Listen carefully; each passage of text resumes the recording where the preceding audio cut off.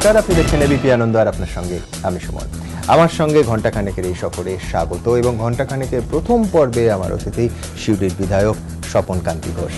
স্বপন কান্তি বাবু যে দুর্নীতির অভিযোগ তুলেছিলেন গতকাল এই ঘণ্টাখানেকের সফরে শুরুতেই আপনাদের দেখিয়েছিলাম। আজকে তিনি বিধানসভায় তিনি যা বলেছিলেন সেই প্রতিবাদে ধর্নায় বসেন এবং নিঃসন্দেহে বিধানসভার ইতিহাসে, রাজ্য রাজনীতির ইতিহাসে শাসক দলের একজন বিধায়ক শাসক দলের পরিচালিত পুরসভার দুর্নীতির বিরুদ্ধে ধর্ণা করছেন, এটা নজিরবিহীন। আর কার্যত নজিরবিহীন তড়িঘড়িতে তাকে দল থেকে সাসপেন্ড করা হয়েছে। স্বপনকান্তি বাবু, আপনি নীরেন চক্রবর্তী পড়েছেন তো? অবশ্যই। অমলকান্তি রোদ্দুর হতে চেয়েছিল, স্বপনকান্তি এই দুর্নীতির বিরুদ্ধে মুখ খুলে কি হতে চায়? রোদ্দুরই হতে চায়, এটা স্বাভাবিকভাবে বলতে পারি। হ্যাঁ, কিন্তু এই রোদ্দুর তো আপনার দলের সহ্য হলো না। আমার খুব ইন্টারেস্টিং লাগছিল, আপনি যে প্ল্যাকার্ডটা নিয়ে বসেছিলেন, দর্শকরা দেখেছেন, সাদার ওপরে নীল দিয়ে লেখা। এক, এই রঙের কোনো তাৎপর্য আছে কিনা। দুই, আপনি লিখেছেন যে সিউড়ি শহরের মা মাটি মানুষের জন্য পানীয় জল চাই। তো এই মা মাটি মানুষের জন্য কোট আনকোট বিক্ষোভ দেখিয়ে মা মাটি মানুষের দল আপনাকে সাসপেন্ড করলো, সেটাই ভাবার বিষয়। আমি এটা চিন্তাই করতে পারিনি যে আমাকে সাসপেন্ড করা হবে। আমার যদি কোনো ভুল থাকে, দল আমাকে আত্মপক্ষ সমর্থন করার একটা জায়গা নিশ্চয়ই দেবে, এটা আশা করে থাকবই। ফিরাদ হাকিম এসে বললেন তুলে নিতে, আপনি শুনলেন না, সাসপেন্ড না। আমি তো এটা ঘোষিত, আমি ফিরাদ হাকিম এলেন, আমাকে বললেন, আমি চলে গেলাম। পরে দেখা গেল না, ওটা আমি 3 মাসের মধ্যে করে দিচ্ছি, যেটা গত 2.5 বছর ধরে চালিয়ে যাচ্ছে।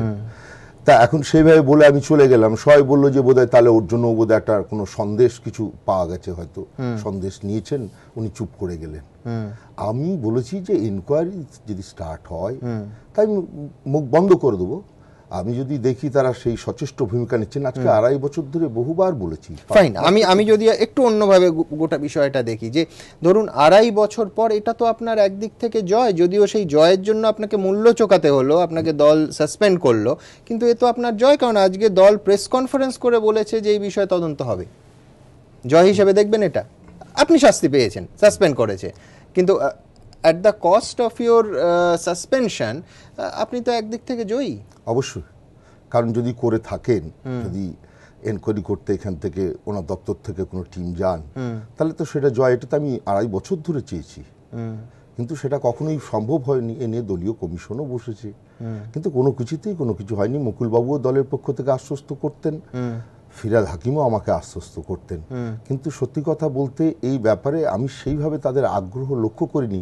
যে আমি যে ব্যাকুলভাবে তাদের কাছে সিউড়ির মানুষের জলের কথা আমি তাদের কাছে তুলে ধরেছিলাম, সেটাকে গুরুত্ব দিয়ে দেখা যেটা উচিত ছিল, আশা করেছিলাম। আমি তৃণমূল কংগ্রেসের একজন বিধায়ক, আমার দল সরকারে আছে, তার মন্ত্রীর কাছে আমি বিধায়ক হিসেবে গুরুত্ব পাবো, এটাই তো স্বাভাবিক ব্যাপার। কিন্তু আজকে পুরমন্ত্রী, পাশাপাশি আরেকটা, অনেকে বলছেন হুঁশিয়ারি, কিন্তু পাশাপাশি বলেছেন আপনার বিরুদ্ধেও নাকি কি বিষয় বলেননি, অভিযোগ এসেছে এবং তারও তদন্ত পাশাপাশি হবে। হুঁশিয়ারি হিসেবে দেখবেন? এটা তো বলবো যে মানে ব্ল্যাকমেলিং করা হচ্ছে। কারণ আজকে যদি ওনার কাছে অনেকগুলো অভিযোগপত্র জমা হয়ে থাকে, তা কেন সে নিয়ে আমাকে ডাকা হলো না, কেন আগে বলা হলো না? আমি আজকে ধর্নায় নামলাম আর ওনারা জানিয়ে দিলেন যে অনেক অভিযোগ তার নামে আছে। আমি জানি না অভিযোগগুলো কি, সেগুলো আর্থিক দুর্নীতি, সেগুলো সাংবাদিকরা প্রশ্ন করেছিলেন, তিনি বলেননি। আমি বলছি যে আপনি বলছেন এই জন্য ব্ল্যাকমেলিং, যে 2.5 বছর ধরে সেই অভিযোগগুলো সামনে এলো না, বলা হলো না, তদন্ত হলো না। যেই মুহূর্তে আপনি বিধানসভায় ধর্নায় বসেছেন, আপনাকে বলা হচ্ছে যে আপনার বিরুদ্ধে তদন্ত হবে, তাই বলছেন তো? আমি দ্রুত একবার দেখে নেব যে ফিরাদ হাকিম রাজ্যের পুর এবং নগর উন্নয়ন মন্ত্রী ঠিক কি বলেছেন। যখন ওনার এনকোয়ারি উনি জানেন যেটা আমি করতে দিয়েছি, তারপরে ওনাকে 4 বার আমি ফোনে বলেছি যে তুমি এসো, আর কি তুমি বিধায়ক হিসেবে তো তোমারও কিছু দায়িত্ব আছে, তুমি এসো, এসে আমার সাথে কথা বলো। আজকেও যখন এটা করছিল তখন আমি ওকে ডেকে বলেছি যে স্বপন এসো, কথা বলি, এরকম ভাবে এখানে করছো কেন? এটা উদ্দেশ্য প্রণীত হল, অন্য দলের তামাক খেয়ে কাজটা করছে এবং ওর বিরুদ্ধেও অনেকগুলো অভিযোগ এসছে। সেই ইনকোয়ারিটাও একসাথে হবে। তার যে লয়্যালটিটা নিজের দল থেকে সরিয়ে দিয়ে অন্য জায়গায় যখন যায়, সে তখন অনেক কিছু বলে, সেই লয়্যালটি চলে গেছে। স্বপনের যদি সত্যি সত্যি ক্ষমতা থাকে, তার উচিত ছিল আগে রেজিগনেশনটা দেওয়া, তারপর নিয়ে এই ইস্যুগুলোকে নিয়ে রাজনীতি করা এবং এই ইস্যুগুলো নিয়ে ভোটে দাঁড়ানো। শুনলেন আপনি, কি বলবেন? উনি যে বলেছেন রেজিগনেশন দিয়ে যাওয়া উচিত ছিল, তা আমি তো কোথাও দলের বিরুদ্ধে কোনো কথা বলিনি। আমি বলেছি পশ্চিমবঙ্গ সরকারের নগর উন্নয়ন দপ্তরের বিরুদ্ধে আমি প্রতিবাদটা করেছি। তা সেখানে রেজিগনেশন দেবার প্রশ্ন আসছে কেন? আর এটাও ববি হাকিম বলতে পারেন না যে আগামী দিনে উনিও আমার মতোই হয়তো কোনোদিন সাসপেন্ড হবেন না, কারণ দলে এরকম অনেকেই ছিলেন। আমরা তো বরাবরই শুনেছি 98 সাল থেকে, তখন যদিও আমি রাজনীতিতে ছিলাম না, কিন্তু শুনলাম মুকুল রায় দলের সম্পদ, উনি নাম্বার 2, এ তো অনেক কথা শুনেছিলাম। ওনার সাথে নাকি কথা না বলে কোনো সিদ্ধান্ত দলের হয় না। অফিসিয়াল কাগজপত্র যদি বলেন, এই দল ইলেকশন কমিশনে প্রথম অ্যাপ্লিকেশন থেকে মমতা বন্দ্যোপাধ্যায়কে 7 দিন পরে জয়েন করানো থেকে সবটাই মুকুল রায়, মানে কাগজে কলমে তার স্বাক্ষর। এবং তিনি তো 3 মাস আগেও জানতাম যে দলেরই লোক, কিন্তু আজকে এই 3 মাসের মধ্যে নিশ্চয়ই কোনো ঘটনা ঘটেছে, তা তিনিও আজকে বলা যেতে পারে যে কিছুটা দল ছাড়ার মতো। তা আগামী দিনে ববি হাকিমও যে এটা হবেন না, এটা জোর করে দিয়ে বলতে পারেন না। আপনি বলছেন কবির সুমনের সেই গানটার মতো, কখন কি ঘটে যায় কিচ্ছু বলা যায় না। রাজনীতি শেষ বলে কিছু নেই। পাশাপাশি আরেকটাও মারাত্মক অভিযোগ আছে, যেটা পার্থ চট্টোপাধ্যায়, ববি হাকিম এক সুরে বলেছেন, অন্য দলের উস্কানি আছে। আমি একদম সরাসরি প্রশ্নটা আপনাকে করি, আপনি বিজেপিতে জয়েন করবেন? তাদের সঙ্গে কোনো কথা হয়েছে? যদি জয়েন করেন, আনুষ্ঠানিকভাবে জয়েন করার আগে স্টুডিওতে আজ বলে যান। সেটা নিশ্চয়ই বলবো। আর আমি যখন কংগ্রেস থেকে আমি তৃণমূলে যখন এসেছিলাম, আমি কিন্তু তৃণমূলে জয়েন করার জন্য কোনো অ্যাপ্লিকেশন দিইনি। আমাকে মুকুল রায় অনুরোধ করেছিলেন যে আসবার জন্য, তোমার মতো একজন ভালো কর্মীকে পেতে চায়, এবং মুখ্যমন্ত্রীর নাম, মানে তখন তো মমতা ব্যানার্জি রেল মন্ত্রী ছিলেন, তা তার নাম করেও আমাকে বলেছেন তিনিও চান, কারণ তুমি শতাব্দী রায়, এটা 2009 সালে শতাব্দী রায়ের ইলেকশনের পর। কারণ আপনার অনেকেরই জেনে রাখা দরকার আছে যে বীরভূম লোকসভা কেন্দ্রে 2008 সালের পঞ্চায়েতে 3 গুণের কিছু কম ভোটে, মানে বলা যেতে পারে কংগ্রেস ছিল, এবং সিটটা কংগ্রেসই পাবে এটাই ধারণা ছিল। কিন্তু সেই সিটটা যে কোনো কারণেই হোক, রাজনৈতিক চক্রান্ত হোক বা আমাদের তৎকালীন কংগ্রেসের সভাপতির কোনো চক্রান্ত হোক, কিন্তু সিটটা তৃণমূলকে ছেড়ে দেওয়া হয় ক্ষমতা থাকা সত্ত্বেও। বেশ, আচ্ছা, এইখানে আপনি মুকুল রায়ের কথা বললেন। আমি যদি বলি যে আপনি যখন বিধানসভায় ধর্নায় বসছেন নয়াদিল্লিতে, সেখানে শিলভদ্র দত্ত, সেখানে শিউলি সাহা, সেখানে শুভ্রাংশু, আরেকজন বিধায়কেরও যাওয়ার কথা ছিল, শেষ মুহূর্তে যেতে পারেননি, তারা মুকুল রায়ের সঙ্গে আছেন।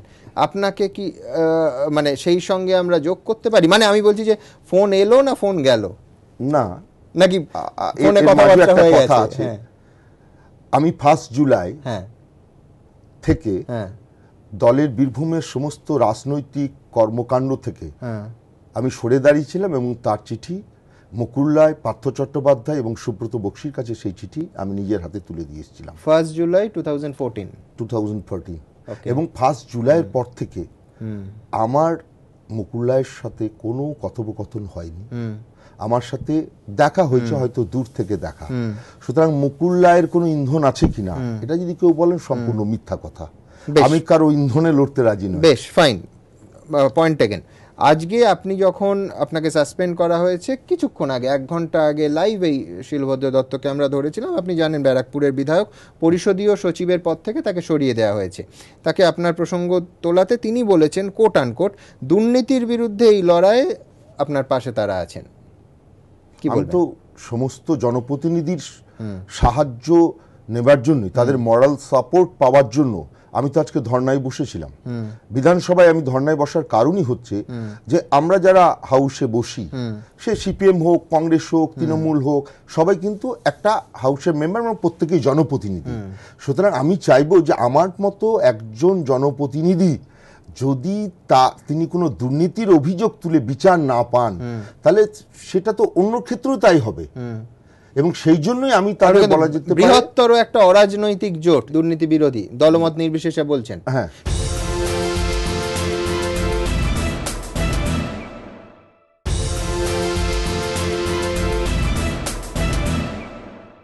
কিরম লাগলো আপনার, মানে যে 2011-য় মাটি কামড়ে সিপিএম লড়াই করেছিল যে সিউড়ি আসনে আপনাকে তৃণমূল কংগ্রেস প্রার্থী স্বপনকান্তি ঘোষকে হারানোর জন্য, আজকে আপনি দুর্নীতির বিরুদ্ধে লড়াই করছেন, একেবারে অলিন্দে বসে পড়েছেন, সিঁড়িতে বসে আছেন, পাশে সূর্যকান্ত মিশ্র এসে বসলেন।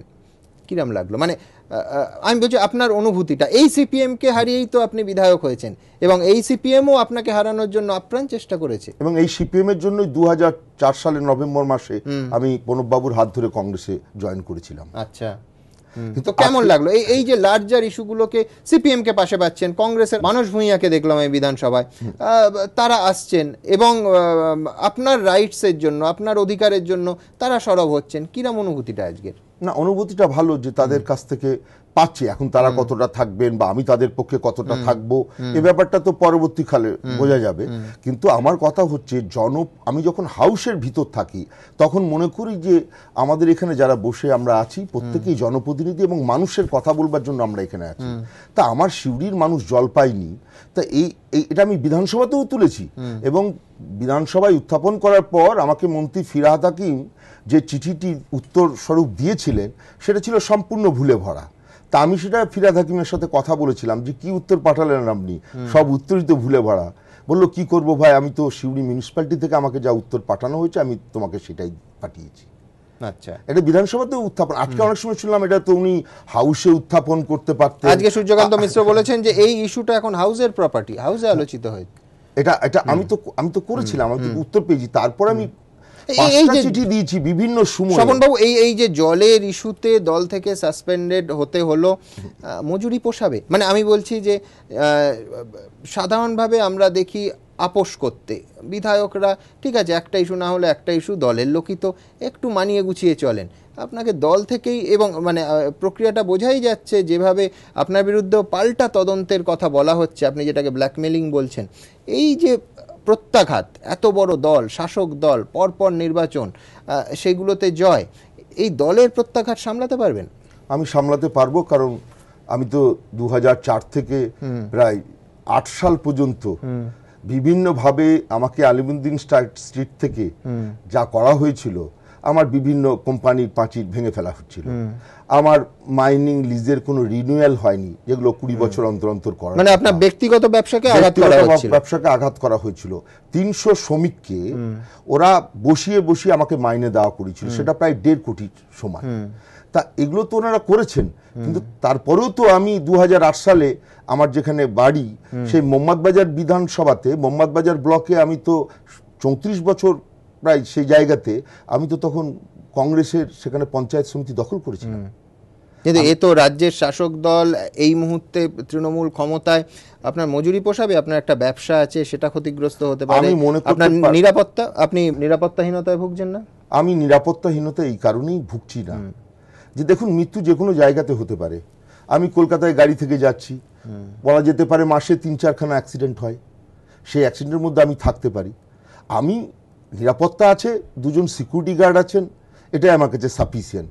আর সিউড়ির বীরভূমের মানুষরা আছেন, যে কোনো জায়গায় ঢোকার মতো সাহস এটা আমার আছে। আর লড়াই করতে গেলে একজন ব্যবসায়ী হিসেবে, একজন ইন্ডাস্ট্রিয়ালিস্ট হিসেবে যে মানে মেরুদণ্ড শক্ত হওয়ার দরকার, যে পার্সোনালিটি থাকা দরকার, আমি ব্যক্তিগতভাবে মনে করি সেটা আমার আছে। কারণ এর আগে আমি প্রণববাবুর সাথে আপোষ করতে পারিনি বলেই আমাকে কংগ্রেস ছাড়তে বাধ্য হয়েছিলাম।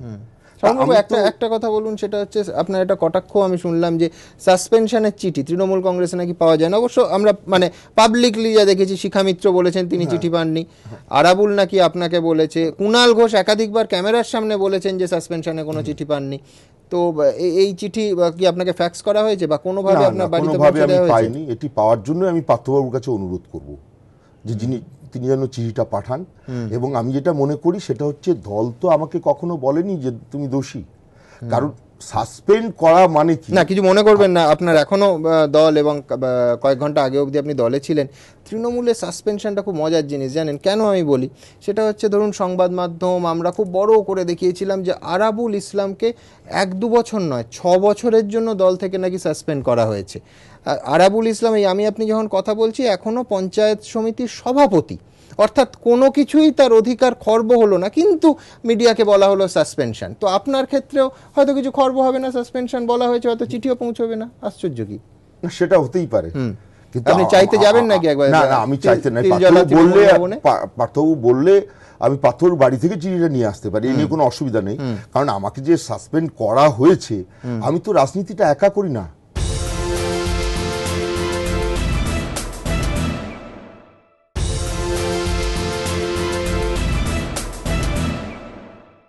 একটা বৃহৎ পরিবারের মতো বীরভূম জেলায় বিভিন্ন মানুষের সাথে, আমার সিউড়ি বিধানসভার বিভিন্ন মানুষের সাথে আমি রাজনীতিটা সবাই মিলে আমরা করি। সুতরাং আমাকে যে দল সাসপেন্ড করেছে, এটা তো যারা অনেক মানুষ আছেন যারা টিভি দেখতে পান না, অনেক গরিব মানুষ আমার সাথে আছেন যারা টিভি দেখতে পান না, যারা পেপার পড়েন না, তা এরকম এক ধরনের মানুষ তো আছে। আমি তাদেরকে একটা চিঠির সামনে দেখিয়ে বলতে পারবো, তারা পড়তে পারুক না পারুক, যে দেখো আমাকে দল সাসপেন্ড করেছে। তা তারা তো আমাকে প্রশ্ন করবে কেন করেছে, কেনর পাটে আসি, যে দুর্নীতির প্রশ্ন। কালকে বিস্তারিত হিসেব যেটা আপনি দিয়েছেন দর্শকদের আমরা দেখিয়েছি। দুর্নীতির ইস্যুতে শিশির অধিকারী কাটমানির কথা বললেন, সাধন পাণ্ডে বললেন, ক্যামেরার সামনেই বললেন যে শুভবুদ্ধি চেপে রেখে দল করতে হয়। হুমায়ুন কবির আজকে বলেছেন যে তোলাবাজি চলছে। বারবার দুর্নীতিটা ইস্যু হচ্ছে, আপনার মনে কি হয় যে দল যথেষ্ট পরিমাণ অ্যাড্রেস করছে সেইটায়? বিভিন্ন অংশ আপনি দেখুন, বিভিন্ন জেলা থেকে বিভিন্ন নেতা দুর্নীতির প্রসঙ্গ তুলছেন, কেন? এই দলটা, এই তৃণমূল কংগ্রেসই তো 2011 ক্ষমতায় এসেছিল একেবারে সরবে সততার প্রতীকের স্লোগান দিয়ে। কিসে কোথায় সমস্যা হলো? সমস্যাটা বিভিন্ন জায়গায় যেটা হচ্ছে সেটা হচ্ছে একটা কমিউনিকেশন গ্যাপ। মানে আজকে ধরুন একজন সিউড়ি বিধানসভার বিধায়ক, আমি 3টে ব্লক তার মধ্যে আছে, একটা শহর কমিটি আছে, কিন্তু দেখা যাচ্ছে যে 2টো ব্লক প্রেসিডেন্টের সাথে আমার কোনো বাক্যালাপি নেই। তারা এক রকমের ডিসিশন দেন, আমি এক রকমের ডিসিশন দিই। শহর সভাপতি তিনি তার নিজের মতো করে চলেন। সেটা তো আপনাদের ইগো হতে পারে না, ইগোটাই আমি বলছি, এটা কিন্তু একটা জায়গায় নয়, সর্বত্র সব জায়গাতে এই ব্যাপারটা আছে। এবং দেখা যাবে বিভিন্ন ক্ষেত্রে যে কেউই আপনাকে বলবেন না যে আমি দলটা করে খুব স্যাটিসফাইড, কারণ এই অবস্থাটা ভাঙা দরকার। 1972 থেকে 77 সাল, আমি যেহেতু রাজনীতি পরিবারের ছেলে, সেহেতু আমি এই সালটাকে, আমার বয়স অল্প হলেও আমি খুব কাছ থেকে দেখতে পেয়েছি। যে এখানে দেখুন একটা জিনিস, যে 1972 থেকে 77 সালে গোষ্ঠীদ্বন্দ্ব একটা বিশাল আকার নিয়েছিল কংগ্রেসে, এবং তার জন্য কিন্তু কংগ্রেসকে তার জমি হারাতে হয়েছিল, মূল্য দিতে হয়েছিল, দশকের পর দশক ধরে চুকোতে হয়েছে। এবং তার সাথে একটা কথা বলি, যে আপনি নিশ্চয়ই জানবেন যে 1974 সালে 5 জন মন্ত্রীর বিরুদ্ধে অভিযোগ উঠেছিল দুর্নীতির। সিদ্ধার্থ শঙ্কর রায় তৎকালীন মুখ্যমন্ত্রী ওয়াংচু কমিশন বসিয়েছিল। সেখানে আত্মপক্ষ সমর্থনের জন্য সমস্ত মন্ত্রীকেই সুযোগ দেওয়া হয়েছিল, এবং পরবর্তী ক্ষেত্রে 3 জন মন্ত্রীকে দোষী সাব্যস্ত করা হয়েছিল, তারা পদত্যাগ করেছিলেন। আপনি কি সেই ধরনের একটা কমিশন এক্সপেক্ট করছেন? আমি তো নিশ্চয়ই, যদি দুর্নীতির অভিযোগ ওঠে তাহলে কেন দেখা হবে না সেটা? সেখানে তো আমরা মানুষের কাছে বলে এসেছি। ধরুন এই যে দলনেত্রীর পর একটা তৃণমূল ভবনের সভাপতি, সম্পাদক, সেখান থেকে চলে যান আপনি জেলা থেকে গ্রাম। আমরা বিভিন্ন জায়গায় কি বলেছি, যে আমরা এমন একটা দল করি যার নেত্রী সততার মূর্ত প্রতীক। তার মতো সততা সারা ভারতবর্ষের কোনো নেতা বা নেত্রীর নেই। সুতরাং আমরা আশা করব পশ্চিমবাংলায় এমন কিছু ঘটবে না যা পশ্চিমবাংলার মানুষের পক্ষে ক্ষতি হতে পারে। আমরা তো মানুষের কাছে বলেছি, কিন্তু যখন অভিযোগ নিয়ে মানুষ আমাকে বলেন, আমার স্কুলের শিক্ষক যখন বলেন যে তুমি তো বলেছিলে জল হবে, কোথায় জল? আজকে কতদিন হয়ে গেল, আর কবে জল হবে? আর একটা ইলেকশন ঘুরতে এলো। আমি বাবা তোমাকে আর কিন্তু কিছু মনে করো না, তোমাকে তুমি আর ভোট দেবো না। আপনি বলছেন যে জনপ্রতিনিধি হিসেবে মুখ দেখাতে লজ্জা করে। আমি শুনছিলাম আপনার বক্তব্য। আমি দ্রুত একবার দেখি পার্থ চট্টোপাধ্যায়, তৃণমূলের মহাসচিব, তিনি ঠিক কি বলেছেন আজ স্বপনবাবুর বিরুদ্ধে, দেখুন। আমরা বারবার বলছি তোমার দস্তাবেজ থাকলে আমাদের অফিসে জমা দাও, এবং দলের যে নীতি, বারবার বলছি যে দলের কথা দলের মধ্যে বলবার, তিনি সমস্ত নীতি ভেঙেছেন। আমরা জানি যে তিনি কোন কোন রাজনৈতিক দলের সঙ্গে যোগাযোগ করছেন। এই যে বসেছিলেন এখানে, এসে তো দেখলাম কাদের সাথে বসছেন। এটা একেবারে জলের মতন পরিষ্কার যে তিনি একটি রাজনীতি করবার জন্যই, দলকে বিড়ম্বনা ফেলবার জন্যই উদ্দেশ্যমূলকভাবে এই ধরনের কাজ করছেন। কি বলবেন? পার্থদার জন্য ভীষণ দুঃখ হয়, কারণ ওনাকে শুধু মাউথপিসের সামনে বসানো হয়, আর উনি নির্বিচার সেই কথাগুলো বলেন, আর মনের ভিতরে বলা যেতে পারে হৃদয়ে কিছু ক্ষত তৈরি হয়। উনি সব কিছুতেই হোপলেস, উনি কিছুই করার সিদ্ধান্ত নিতে পারেন না। উনি একজন দলের মহাসচিব, ওনার জানা উচিত ছিল যে এই নিয়ে মুকুল রায়কে চিঠি করা হয়েছে, ফিরহাদ হাকিমকে চিঠি করেছে, দলের ভিতরে কি দুর্নীতি হলে আমি 10 বছর ধরে অপেক্ষা করব? উনি কি সেই কথা বলতে চাইছেন? আপনি বলছেন 2.5 বছর ধরে দলের মধ্যে বলেছেন, তাও কাজ হয়নি, চিঠি দিয়ে বলেছেন, তাও কাজ হয়নি। আচ্ছা, এই যে চিঠিগুলো আপনি নিয়ে বসেছেন, প্রাপ্তি স্বীকার হয়েছে? আপনি যে মাননীয় মুখ্যমন্ত্রীকে চিঠি দিয়েছিলেন, সেগুলোর কোনো মানে যে প্রাপ্তি স্বীকার করে সাধারণত কি ট্র্যাডিশন, যে সিএমওতে যে কোনো চিঠি সাধারণ মানুষ পাঠালেও তিনি এক্সপেক্ট করেন যে এটা প্রাপ্তি স্বীকার করে বিধান তো করবেনই। হ্যাঁ, তো সেটা হয়েছে না। আজকে খুব ভালো কথা বলতে পারতেন মুকুল রায়, তাকে আমার সামনে বসালে আমি বলতে পারতাম যে তাকে এই নিয়ে প্রত্যেক মাসে আমার একবার করে বিবাদ হয়েছে, ফোনে অনেক সময় কথা কাটাকাটি হয়েছে যে কেন এগুলো হচ্ছে না, কতবার আপনার কাছে সময় নেবো আমি। পার্থবাবু জানেন না, জেনেও যদি উনি ন্যাকা সাজেন, ওনার হয়তো রাজনীতিটা পেশা হতে পারে, কিন্তু উনি ভুলে যাবেন না আমার কাছে রাজনীতিটা পেশা নয়, আমার কাছে রাজনীতিটা ভীষণ সম্মানের, মানুষের কাজ করে সম্মান পাবো মানুষের কাছে, এটাই আমার বড় উচ্চাশা। ওনার মতো কখন প্রমোশন হলেন শিল্প মন্ত্রী হিসেবে, কখন ডিমোশন হলেন শিক্ষামন্ত্রী হিসেবে, আমি কোনো উচ্চাশা নিয়ে রাজনীতি করতে আসিনি। তাহলে আমি আমার বাবা জীবিত থাকাকালীন তিনি অনেক সারা পশ্চিমবাংলা সেই সময় প্রদেশ সহসভাপতি ছিলেন, প্রণববাবুর একান্ত জন ছিলেন, এবং তিনি দলের অত্যন্ত সমস্ত নেতৃত্বকে তিনি তুতুকারি করে কথা বলতেন, তার থেকে সবাই বয়সে ছোট ছিল। তা আমি তো সেই জায়গায় তখনই রাজনীতি করতে নামতে পারতাম আমার যদি অ্যাম্বিশন থাকতো। আমি তো বারবারই বলে এসেছি যে 2004 সালে সিপিএম এর অত্যাচারে আমি প্রণববাবুর দ্বারস্থ হলে প্রণববাবু আমাকে রাজনীতি করতে। আমি মানলাম, শুধু একটা ছোট্ট অনুরোধ থাকবে এই পর্বের শেষে আপনার কাছে, সেটা হচ্ছে ন্যাকা শব্দটা যদি আপনি উইথড্র করেন। আমি ন্যাকা শব্দটা উইথড্র করছি, কিন্তু সত্যি কথা বলতে যে আমাদের কোনো 51 বছর বয়স, তো প্রেশারটাও একটু বাড়ে। আজকে যখন দেখি চোখের সামনে একজন লোককে আমি মহাসচিব বলে শ্রদ্ধা করি, আর তিনি যখন তার মিথ্যাচার করেন, তখন সত্যি কষ্ট হয়। তখন মুখের ভাষা সেটাকে সবসময় হয়তো সংযম করা যায় না। আচ্ছা, বেশ, উইথ আ লাইটার নোট, আমার সময় একেবারে শেষ। আপনারা মশাই কি পেয়েছেন? মানে আমি বলছি যে আপনারা কি এইরাম ঠিক করেছেন যে লাল মাটির গন্ধ থাকতে হবে কলকাতার সমস্ত সংবাদ মাধ্যমে, যে আমরা যাই হোক না কেন সিউড়ি, কখনো পারুই এবং সার্বিকভাবে বীরভূম জেলা সবসময় শিরোনামে থাকবে।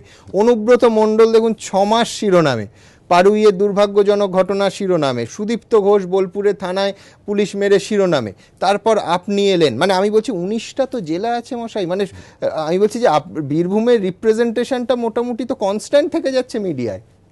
না, সেটা থেকেই যাচ্ছে। হ্যাঁ, সেই বিষয়ে তো আমি ইকুয়েট করছি না, কিন্তু ঠিক আপনি যেটা বলছেন সেটা ঠিকই, এবং সেই বিষয়ে যিনি দায়িত্বশীল তিনি এই কথাটা বলতে পারবেন, যিনি অবজারভার আছেন তিনি সব থেকে বেশি ভালো বলতে পারবেন। কাকে ধরবো? অবজারভার তো মাঝে শুনেছিলাম আপনার জেলায় রজত মজুমদার, তিনি তো জানেন তাকে সরিয়ে দেওয়া হলো।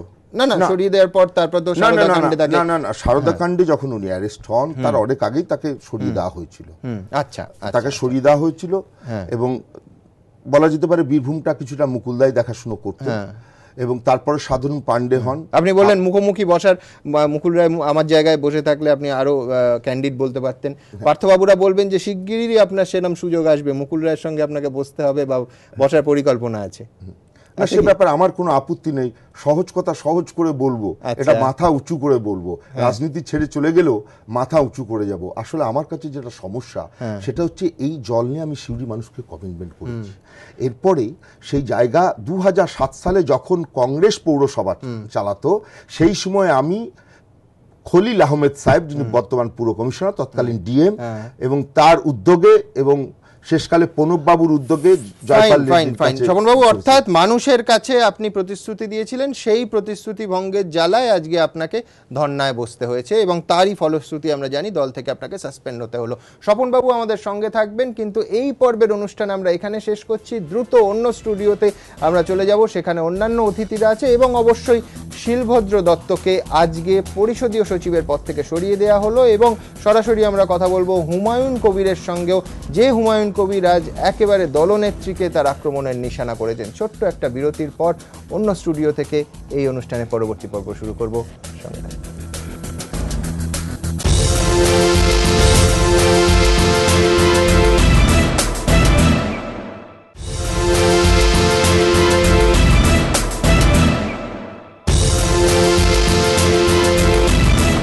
নিঃসন্দেহে নজিরবিহীন ঘটনা, শুধু রাজ্য বিধানসভা এবং রাজ্য রাজনীতিতে নয়, এই ধরনের নজিরবিহীন ঘটনা জাতীয় রাজনীতিতে আদৌ হয়েছে কিনা সে নিয়েও অনেকে প্রশ্ন তুলেছেন। কি ধরনের ঘটনা? খোদ শাসক দলের বিধায়ক শাসক দলের পরিচালিত পুরসভার দুর্নীতির বিরুদ্ধে একেবারে বিধানসভার অলিন্দে বিক্ষোভে বসলেন। কি সেই ঘটনা দেখে নেব এবং তারপর আমাদের এই আলোচনা আসবো সরাসরি। প্রথমে আজকের ঘটনা। এমন বিদ্রোহ কখনো দেখেনি কেউ। বিধানসভায় পৌঁছে গেল তৃণমূলের অন্দরের বিদ্রোহের ঢেউ। শাসক দল পরিচালিত পুরসভার বিরুদ্ধে দুর্নীতির অভিযোগে শাসক দলেরই বিধায়ক বিধানসভার গেটের সামনে বসে পড়লেন ধর্নায়। এমন নজিরবিহীন বিক্ষোভ অতীতে হয়েছে বলে কারোরই মনে পড়ছে না। আর প্রত্যাশিতভাবেই স্বপনকান্তির এই বিক্ষোভ শাসক থেকে বিরোধী সকলেরই নজর কেড়েছে। তৃণমূলের অস্বস্তি বেড়েছে, বিরোধীদের হাতে তুলে দিয়েছে নতুন অস্ত্র। আর নাটক চরমে ওঠে যখন বিদ্রোহী বিধায়ককে বুঝিয়ে সুঝিয়ে ভেতরে নিয়ে যাওয়ার চেষ্টা করেন পুরমন্ত্রী। সিউড়ি পুরসভার বিরুদ্ধে দুর্নীতির অভিযোগ তুলে যে পুরমন্ত্রীকে 5 বারেরও বেশি চিঠি দিয়েছেন বলে আগেই দাবি করেছেন স্বপনকান্তি ঘোষ। আপনার চেয়ারম্যানরা যেভাবে আক্রমণ করে যাচ্ছে এটা তো মেনে নেওয়া যায়। আমি তো আড়াই বছর ধরে জানিয়েছি, আপনারা আমাকে আশ্বস্ত করেছেন, আমি আজকে দাদা আমি বয়কট করেছি, আমি এখান থেকে আমি আজকে করবো।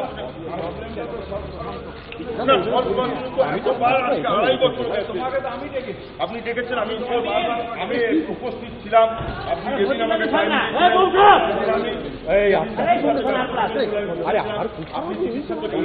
কথা বলবো রবিতে ছিলাম, দেখলাম শুনলাম বাংলাদেশের ঠিক আছে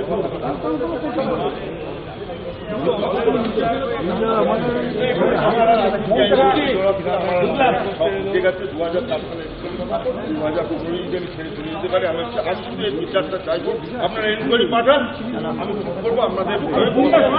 আমি আমার সরকারের কাছে বিচার, আমি আজকে এখান থেকে সোজা বাড়ি চলে যাবো।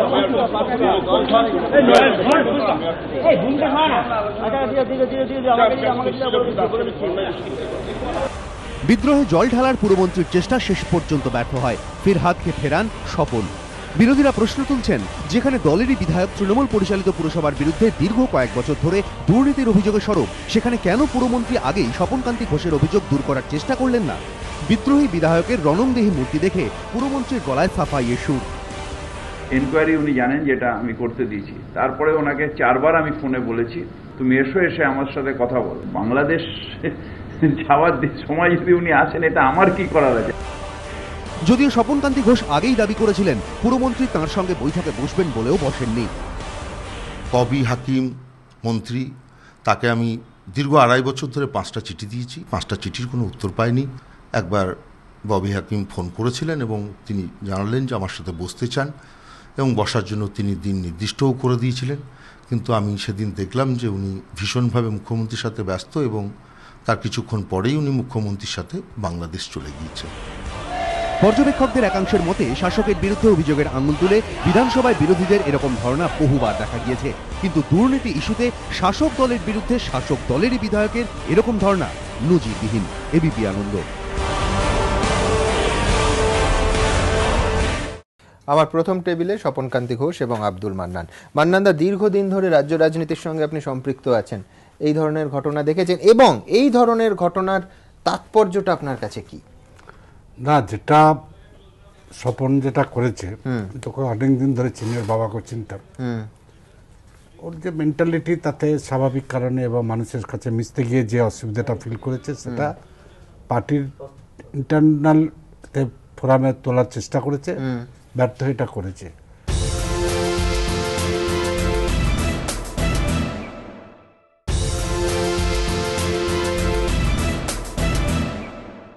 ও যে দলটা করে, সে দলের তো নেত্রীকেও সাধারণত ফলো করে।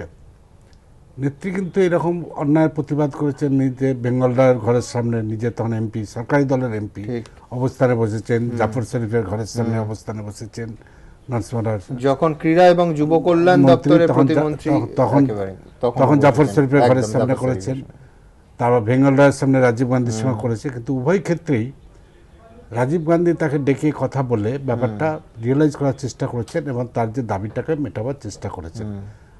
রাজীব গান্ধী এটা মনে করেননি যেটা অন্যায়, কারণ কখনো কখনো হয়তো ফোরামে বলে সাকসেসফুল হয় না, এই ফোরামটা বেছে নিচ্ছে, সে তার কজটা দেখতেন।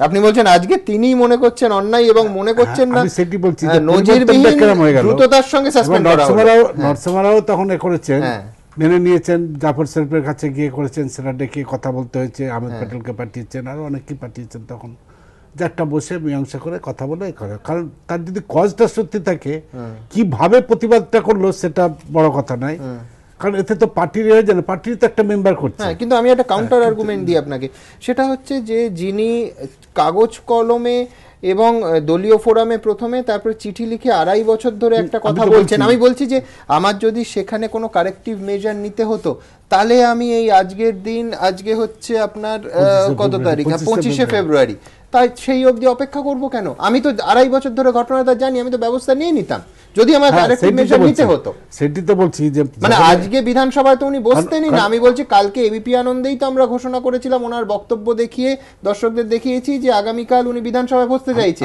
আমি বলছি লাস্ট মোমেন্টেও যদি কেউ কোনো দল বা ব্যক্তি রিয়েলাইজ করে, তো ডেকে রাত্রিবেলা আপনার কাছে কোনো ফোন এসেছিল? স্বপনের যেটা হলো প্রবলেমটা হলো যে স্বপন ফোরামে, পার্টি ফোরামে এটাকে প্রতিবাদ করার আপ্রাণ চেষ্টা করেছে। ও একবারও ভাবতে পারেনি যে আমি যেটা প্রতিবাদটা করেছি, সেই প্রতিবাদটাকে আমি দুর্নীতির বিরুদ্ধে বলেছি, যারা চোর তাদের বিরুদ্ধে বলেছি। চোরদের প্রোটেকশন দেওয়ার জন্য নেত্রী এইভাবে কাজ করবেন, তার দলের একটা সৎ এবং নিষ্ঠাবান কর্মীকে সাসপেন্ড করবেন। সাসপেনশনটা একটা হাসির খোরাক, কারণ আজ পর্যন্ত কোনো সাসপেন্ডটা কেউ পায় না। শিক্ষামিত্র পাওয়ার জন্য অপেক্ষা করতে করতে দলই ছেড়ে দিলেন, সুমন কবিরও পাওয়ার অপেক্ষা করতে করতে কোনোদিনই পেলেন না, চলে নমিনেশন না, আবার এখন তাকে ডাকছেন। তো জীবনে পাবে কিনা আমি জানি না সাসপেনশন লেটার। তো আজকেও তো এটা ভাবতে পারেনি যে আমি দুর্নীতির বিরুদ্ধে কথা বলছি, তাহলে তদন্ত করে বলে দেওয়া উচিত ছিল যে না, দুর্নীতিগ্রস্ত না, তুমি একটা পার্টির চেয়ারম্যানের বিরুদ্ধে মিথ্যা অভিযোগ এনেছ, ওকে বলে সেখানে শাস্তি দিলে পাবলিক সমর্থন করতে। আজকের কথাটাও তো বলা যেত যে আমরা তদন্ত করে দেখছি, স্বপনবাবু আপনার অভিযোগ সত্যি হয়, আমরা ব্যবস্থা তা না করে দুর্নীতির বিরুদ্ধে কথা বলার জন্য তুমি আজকে তাকে সাসপেন্ড করছো, এবং তোমার ফোরামে সে বারবার চেষ্টা করেছে, তোমার পার্টির সমস্ত কনসার্ন মন্ত্রীকে জানিয়েছে, সবাইকে জানিয়েছে, বিধানসভা চলেছে, বিধানসভা তো এসেছে, তখনও তাকে ডেকে বিধানসভাতে অনেক সময় ডেকে কথা বলে নিতে পারতো, কোনোটাই কিছু করলো না। এইটা একটা মমতা ব্যানার্জির খুব রহস্যজনক কারণে কেন এত দুর্নীতিগ্রস্ত লোককে সমর্থন দিচ্ছেন। তার পার্টির হার্ডকোর যে কর্মী, যে তার বিরুদ্ধে দুর্নীতির অভিযোগ এখন পর্যন্ত তুমি আজকে এনেছো, অভিযোগ আছে, কি অভিযোগ সেটা কিন্তু তোমার সাংবাদিক বলতে পারছে না, এটা তো পাবলিকও বুঝতে পারছেন। তো তাকে তুমি বলি করছো কাদের জন্য না, দুর্নীতিগ্রস্ত লোকেদের জন্য। তো এইটা আমি তো দেখতে পাচ্ছি, সব একটা সিমিলারিটি দেখতে পাচ্ছি, একটা কানেকশনও দেখতে পাচ্ছি, যে এর আগেও চোরেদের পক্ষে মিছিল হয়েছে, দুর্নীতির পক্ষে মিছিল হয়েছে, এবং সেখানে গিয়ে কাউকে কাউকে বলছে, কারোর বিরুদ্ধে মানে সাংবাদিকরা প্রশ্ন করলে থ্রেডিং হচ্ছে, তোমাকে তোমার এডিটরকে অ্যারেস্ট করতে পারি, এই যে একটা থ্রেডিং, জেলে পড়তে পারি, জেলে 50টা কেস আছে, জেলে পড়তে পারি। তো এইগুলো একটা মুখ্যমন্ত্রী যে সহনশীলতার অভাব, এটা খুবই দুর্ভাগ্যজনক। এখন একটা আমি স্বপনকে যদি আগে দেখা হতো, আমি বলতাম যে স্বপন তুই এইসব করতে যাস না, কারণ হচ্ছে দুর্নীতির বিরুদ্ধে লড়াই করতে গেলে এই পার্টিতে তুই ঠকবাজিতে গাঁও জার হয়ে যাবে, কারণ এমন একটা অবস্থা আছে মন্ত্রীরা, এবং আপনি বলছেন প্রতিহিংসার সম্মুখীন হতে হবে। আজকে যারা হচ্ছে, যে সাংবাদিকরা এই সারদা নিয়ে করছে, সুপ্রিম কোর্টে পর্যন্ত তাদের বিরুদ্ধে অভিযোগ করতে চলে গেল। ফলে এই সরকারের আমলে তুমি দুর্নীতির বিরুদ্ধে কথা বলতে গেলে, তুমি এর বিরুদ্ধে ধর্ষণের বিরুদ্ধে কথা বলতে গেলে, গুন্ডামির বিরুদ্ধে কথা বলতে গেলে ভয় খেয়ে যেতে হবে, তোমাকে অন্যভাবে জব্দ করবে। এর আগে তো ও এবং শতাব্দী রায় দুজনেই কিন্তু আমি জানি এই বলতে এই সিউড়ি মিউনিসিপ্যালিটি নিয়ে শতাব্দী রায় এককালে প্রতিবাদ করেছেন এই লোকসভা নির্বাচনের আগে, তখন তিনিও প্রতিবাদ করেছেন যে এখানে কি হচ্ছে জানিয়েছিলেন টিভিতে। তারপর হয়তো সাহসটা করে ওয়ে করতে পেরেছে, বাকিরা সাহস করে করতে পারে না। এই সাহসের অভাবটা অনেকের আছে বলে তারা এখনো গুমড়ে গুমড়ে মরছে। তৃণমূলের মধ্যে বিদ্রোহে তো আগুন, মানে রাস্তা দেখিয়েছে, সৎ এবং নিষ্ঠাবান কর্মীরা, সাংসদরা, বিধায়করা, কাউন্সিলররা আগামী দিনে আরো ভয়ঙ্কর বিদ্রোহ করবে। সেই আগুনে কিন্তু, সেই বিদ্রোহের আগুনে ওই একটা সাসপেনশন ঘোষণা করে কিন্তু বাঁচাতে পারবে না, কয়েকজনকে বহিষ্কার করে বাঁচাতে পারবে না। সেই আগুনে আমরা দেখব দলের প্রত্যাঘাতের কথা হচ্ছে। আপাতত তড়িঘড়ি প্রায় নজিরবিহীনভাবে তৃণমূল কংগ্রেস দলে সাসপেন্ড করা হয়েছে স্বপনবাবুকে। অবশ্য যে শৃঙ্খলা রক্ষা কমিটি বেশ কয়েকদিন, কখনো 24 ঘন্টা, কখনো 48 ঘন্টা, কখনো 72 ঘন্টা সময় চেয়েও শুভ্রাংশু রায় সম্পর্কে কোনো সিদ্ধান্তে পৌঁছতে পারে না, সেই দলের এত তড়িঘড়ি সাসপেনশন অর্ডারে অনেকেই বিস্মিত। আমি পরবর্তী টেবিলে আসবো, তার আগে দ্রুত দেখব তৃণমূলের প্রতিক্রিয়া। নিজের দলের পরিচালিত পুরসভার বিরুদ্ধেই দুর্নীতির অভিযোগেই বুধবার বিধানসভায় ধর্নায় বসলেন সিউড়ির তৃণমূল বিধায়ক স্বপন কান্তি ঘোষ। পুরমন্ত্রীর অনুরোধেও বিক্ষোভ ছেড়ে উঠলেন না। তারপরই তড়িঘড়ি তাকে সাসপেন্ড করল তৃণমূল নেতৃত্ব। 2.5 বছর ধরে আমি ববি হাকিমকে 5টি চিঠি করেছি, আমি সুডাকে 5টা চিঠি করেছি এবং কোনো চিঠিরই আমি উত্তর পাইনি। কোনো উপায় না পাওয়ার জন্যই আমি মাননীয় মুখ্যমন্ত্রীকে 1/6/15 চিঠি দিয়েছিলাম। আমি আজ অবধি তার কোনো সাড়া পাইনি। সাসপেন্ড করলে মনে খুব কষ্ট হবে, বহিষ্কার করলে বেশি খুশি হব। বেশ কিছুদিন ধরেই তিনি দলকে বিড়ম্বনায় ফেলছেন, তাকে দল থেকে সাসপেন্ডেড পেন্ডিং এনকোয়ারি করা হলো। শেষ পর্যন্ত লড়ে যাব। যেদিন সিউড়ির মানুষ জল পাবে আমি বুঝবো যে আমি যে কয়েকদিনের জন্য রাজনীতি করতে এসেছিলাম আমি সফল হয়েছি। দুর্নীতির অভিযোগে সরব বিধায়ককে শুধু সাসপেন্ড করাই নয়, তাঁর বিরুদ্ধে পাল্টা তদন্তের হুঁশিয়ারিও দিয়েছেন পুরমন্ত্রী। ওর বিরুদ্ধেও অনেকগুলো অভিযোগ এসছে, সেই ইনকোয়ারিটাও একসাথে হবে। পুরমন্ত্রীর উদ্দেশ্যে স্বপনকান্তির পাল্টা প্রশ্ন, তাঁর বিরুদ্ধে অভিযোগ থাকলে এতদিন কেন তদন্ত করা হয়নি? এখন দুর্নীতির অভিযোগে সরব হওয়াতে তার মুখ বন্ধ করতেই কি ব্ল্যাকমেল করা হচ্ছে? আমার বিরুদ্ধে যদি অভিযোগ থাকে তাহলে এতদিন কেন তার তদন্ত করলেন না? আমি জানলাম না যে আমার বিরুদ্ধে অনেকগুলো অভিযোগ আছে, আর আমি কোনো কিছুর বিরুদ্ধে অভিযোগ করলেই তখন সেগুলোকে দেখানো হবে। সেটা কি ব্ল্যাকমেল করার চেষ্টা করছেন? পর্যবেক্ষকদের একাংশের মতে স্বপনকান্তি ঘোষ দুর্নীতির অভিযোগ তোলা মাত্রই যেভাবে তড়িঘড়ি তাকে সাসপেন্ড করল তৃণমূল, তাতে সিউড়ির বিধায়কের মুখ তো বন্ধ হবেই না, উল্টে দলেরই অস্বস্তি বাড়বে। কারণ এই সিদ্ধান্তের পর বিরোধীরা দাবি করতে পারবে তৃণমূলে দুর্নীতিকে প্রশ্রয় দেওয়া হয়। তাই কণ্ঠরোধ করা হয় স্বপনকান্তিদের। এবিপি আনন্দ। আমার পরের টেবিলের অতিথি 2 ভট্টাচার্য, শ্রমিক ভট্টাচার্য এবং তন্ময় ভট্টাচার্য। শ্রমিক, একেবারে সরাসরি ইঙ্গিত করে তোমাদের দলের দিকে অভিযোগের আঙুল যে তোমাদের দলের উস্কানিতে, বিজেপির উস্কানিতে স্বপনবাবুর এই দলের বিরুদ্ধে মুখ খোলা। দেখুন, তৃণমূল কংগ্রেস এখন মুষল পর্ব শুরু হয়েছে।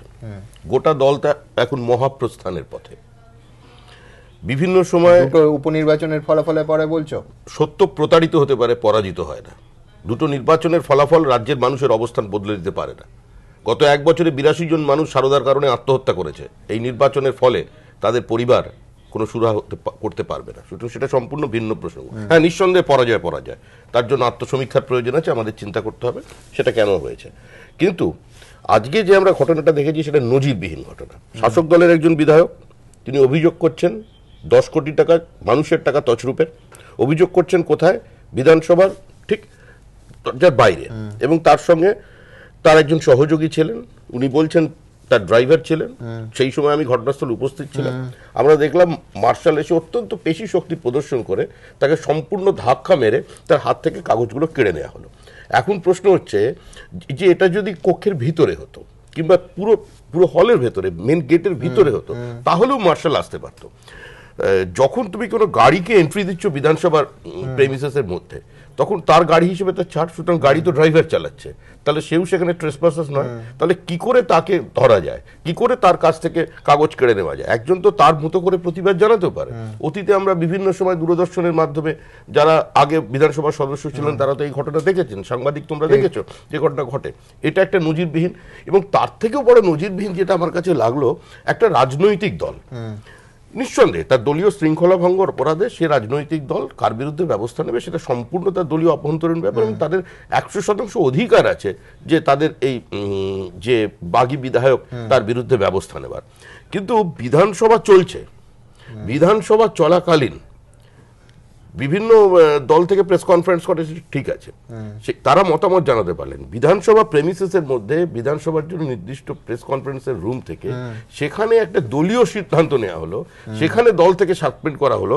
এটা কতটা সংসদীয় রাজনীতির মর্যাদাকে মানে উচ্চগ্রামে তুলে নিয়ে গেল, এটা একটা চিন্তার বিষয়। দ্বিতীয় দিন হচ্ছে আজকে শুনলাম আমি বলছেন যে অন্য দলের হাতে তামাকু খাচ্ছে। এখন তৃণমূল কংগ্রেসের দলের মধ্যে ব্যাপারটা হয়ে গেছে, আমি মানে দুধও খাবো তামাকুও খাবো, আমি ধর্মেও আছি, আমি জিরাপেও আছি।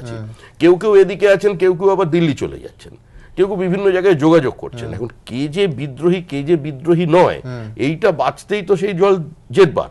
কিন্তু বলা হচ্ছে এই সবকটা বিদ্রোহের আগুনের পেছনে কোথাও একটা বিজেপি। এবং এই চিঠিটা যেটা উনি সার্ভ করেছেন আজকে, মানে খোলা চিঠি মমতা বন্দ্যোপাধ্যায়ের উদ্দেশ্যে, যিনি আজকে ওর বিরুদ্ধে তদন্তের কথা বললেন, এই চিঠিতে কিন্তু যা সাব্যস্ত আছে তারা দেখা যাচ্ছে মাননীয় সংশ্লিষ্ট মন্ত্রী ফিরহাদ হাকিম সম্পর্কে ঠিকই কথা বলেছেন এবং ওনার বক্তব্যকে মানে যে সমর্থন করছেন এবং তার গরিমাকে কোনো সময় লিপ্ত করা হয়নি, কালিমা লিপ্ত করা হয়নি, তাকে সমর্থনই করছেন ফিরহাদ হাকিমের স্ট্যান্ডটাকে, যে তিনিও এটা অনুধাবন করেছিলেন।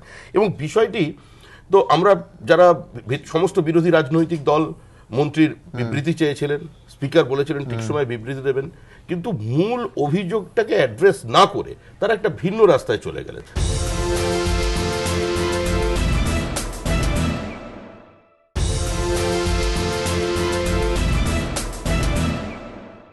আমার প্রশ্ন হলো, অভিযোগটা তো খুব ছোট অভিযোগ নয়, অভিযোগের মধ্যে কি আছেন বেশ কয়েকজন জড়িত।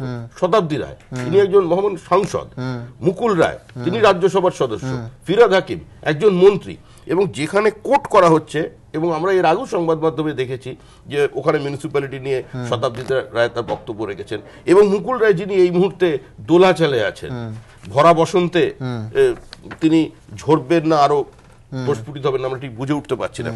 তিনিও দেখে এই চিঠিতে লেখা আছে তিনিও ক্ষুব্ধ, এবং তিনিও অনুব্রত মণ্ডল, সেটা তোমাদের শুভেচ্ছা বাড়ি কতটা ঝরবে তার উপর এরকম শুভেচ্ছা বাড়ি। আমরা তো পশ্চিমবঙ্গে মাইক্রোস্কোপিক ছিলাম, আমরা তো পশ্চিমবঙ্গে নন এন্টিটি, তো আমরা কাকে শুভেচ্ছা দেবো? এত বড় দল, ওরা 191, আমরা তো পশ্চিমবঙ্গে এই মুহূর্তে একবার তোমায় আমি থামাবো। এই মুহূর্তে মমতা বন্দ্যোপাধ্যায় ফেসবুক অ্যাকাউন্টে এই মুহূর্তে আমার হাতে এসে পৌঁছেছে, তিনি অ্যাপয়েন্টমেন্ট চেয়েছেন ডেলিগেশন টিমের সঙ্গে, তার পার্লামেন্টারি সংসদীয় দলের ডেলিগেশন, তিনি প্রধানমন্ত্রীর সঙ্গে দেখা করতে চান যে ঋণের ভার রাজ্যের ওপর আছে সেটা যদি ওয়েভ করে দেওয়া যায়। অবশেষে মমতা বন্দ্যোপাধ্যায়, যিনি কিন্তু একেবারে নরেন্দ্র মোদী প্রধানমন্ত্রী হওয়ার পর থেকে শুভেচ্ছা বার্তা পাঠাননি, যদিও 2002-তে ফুলের স্তবক পাঠিয়েছিলেন গুজরাটের মুখ্যমন্ত্রী হওয়ার পর, তিনি অবশেষে প্রধানমন্ত্রীর সঙ্গে দেখা করবেন এবং তার অ্যাপয়েন্টমেন্ট চেয়ে চিঠি দিয়েছেন বলে নিজেই তার ফেসবুক অ্যাকাউন্টে জানিয়েছেন। প্রতিক্রিয়া তো এটা অত্যন্ত স্বাভাবিক।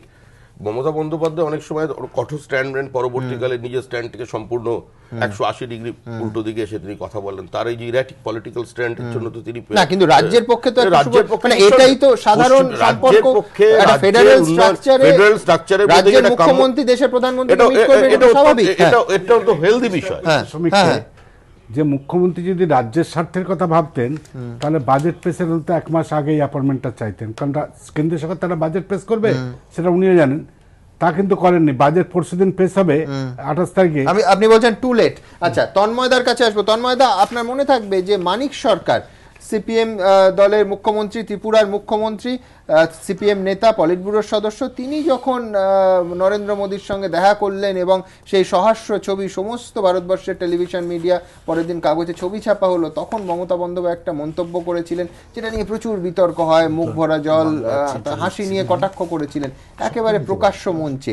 আজকে অ্যাপয়েন্টমেন্ট চাইছেন। আমি বলছি এটা তো সুস্থতায় ফেরা, মানে আমি সুস্থ সম্পর্ক কেন্দ্র এবং রাজ্যের মধ্যে, সেই সুস্থ সম্পর্কের তো একটা ইঙ্গিত।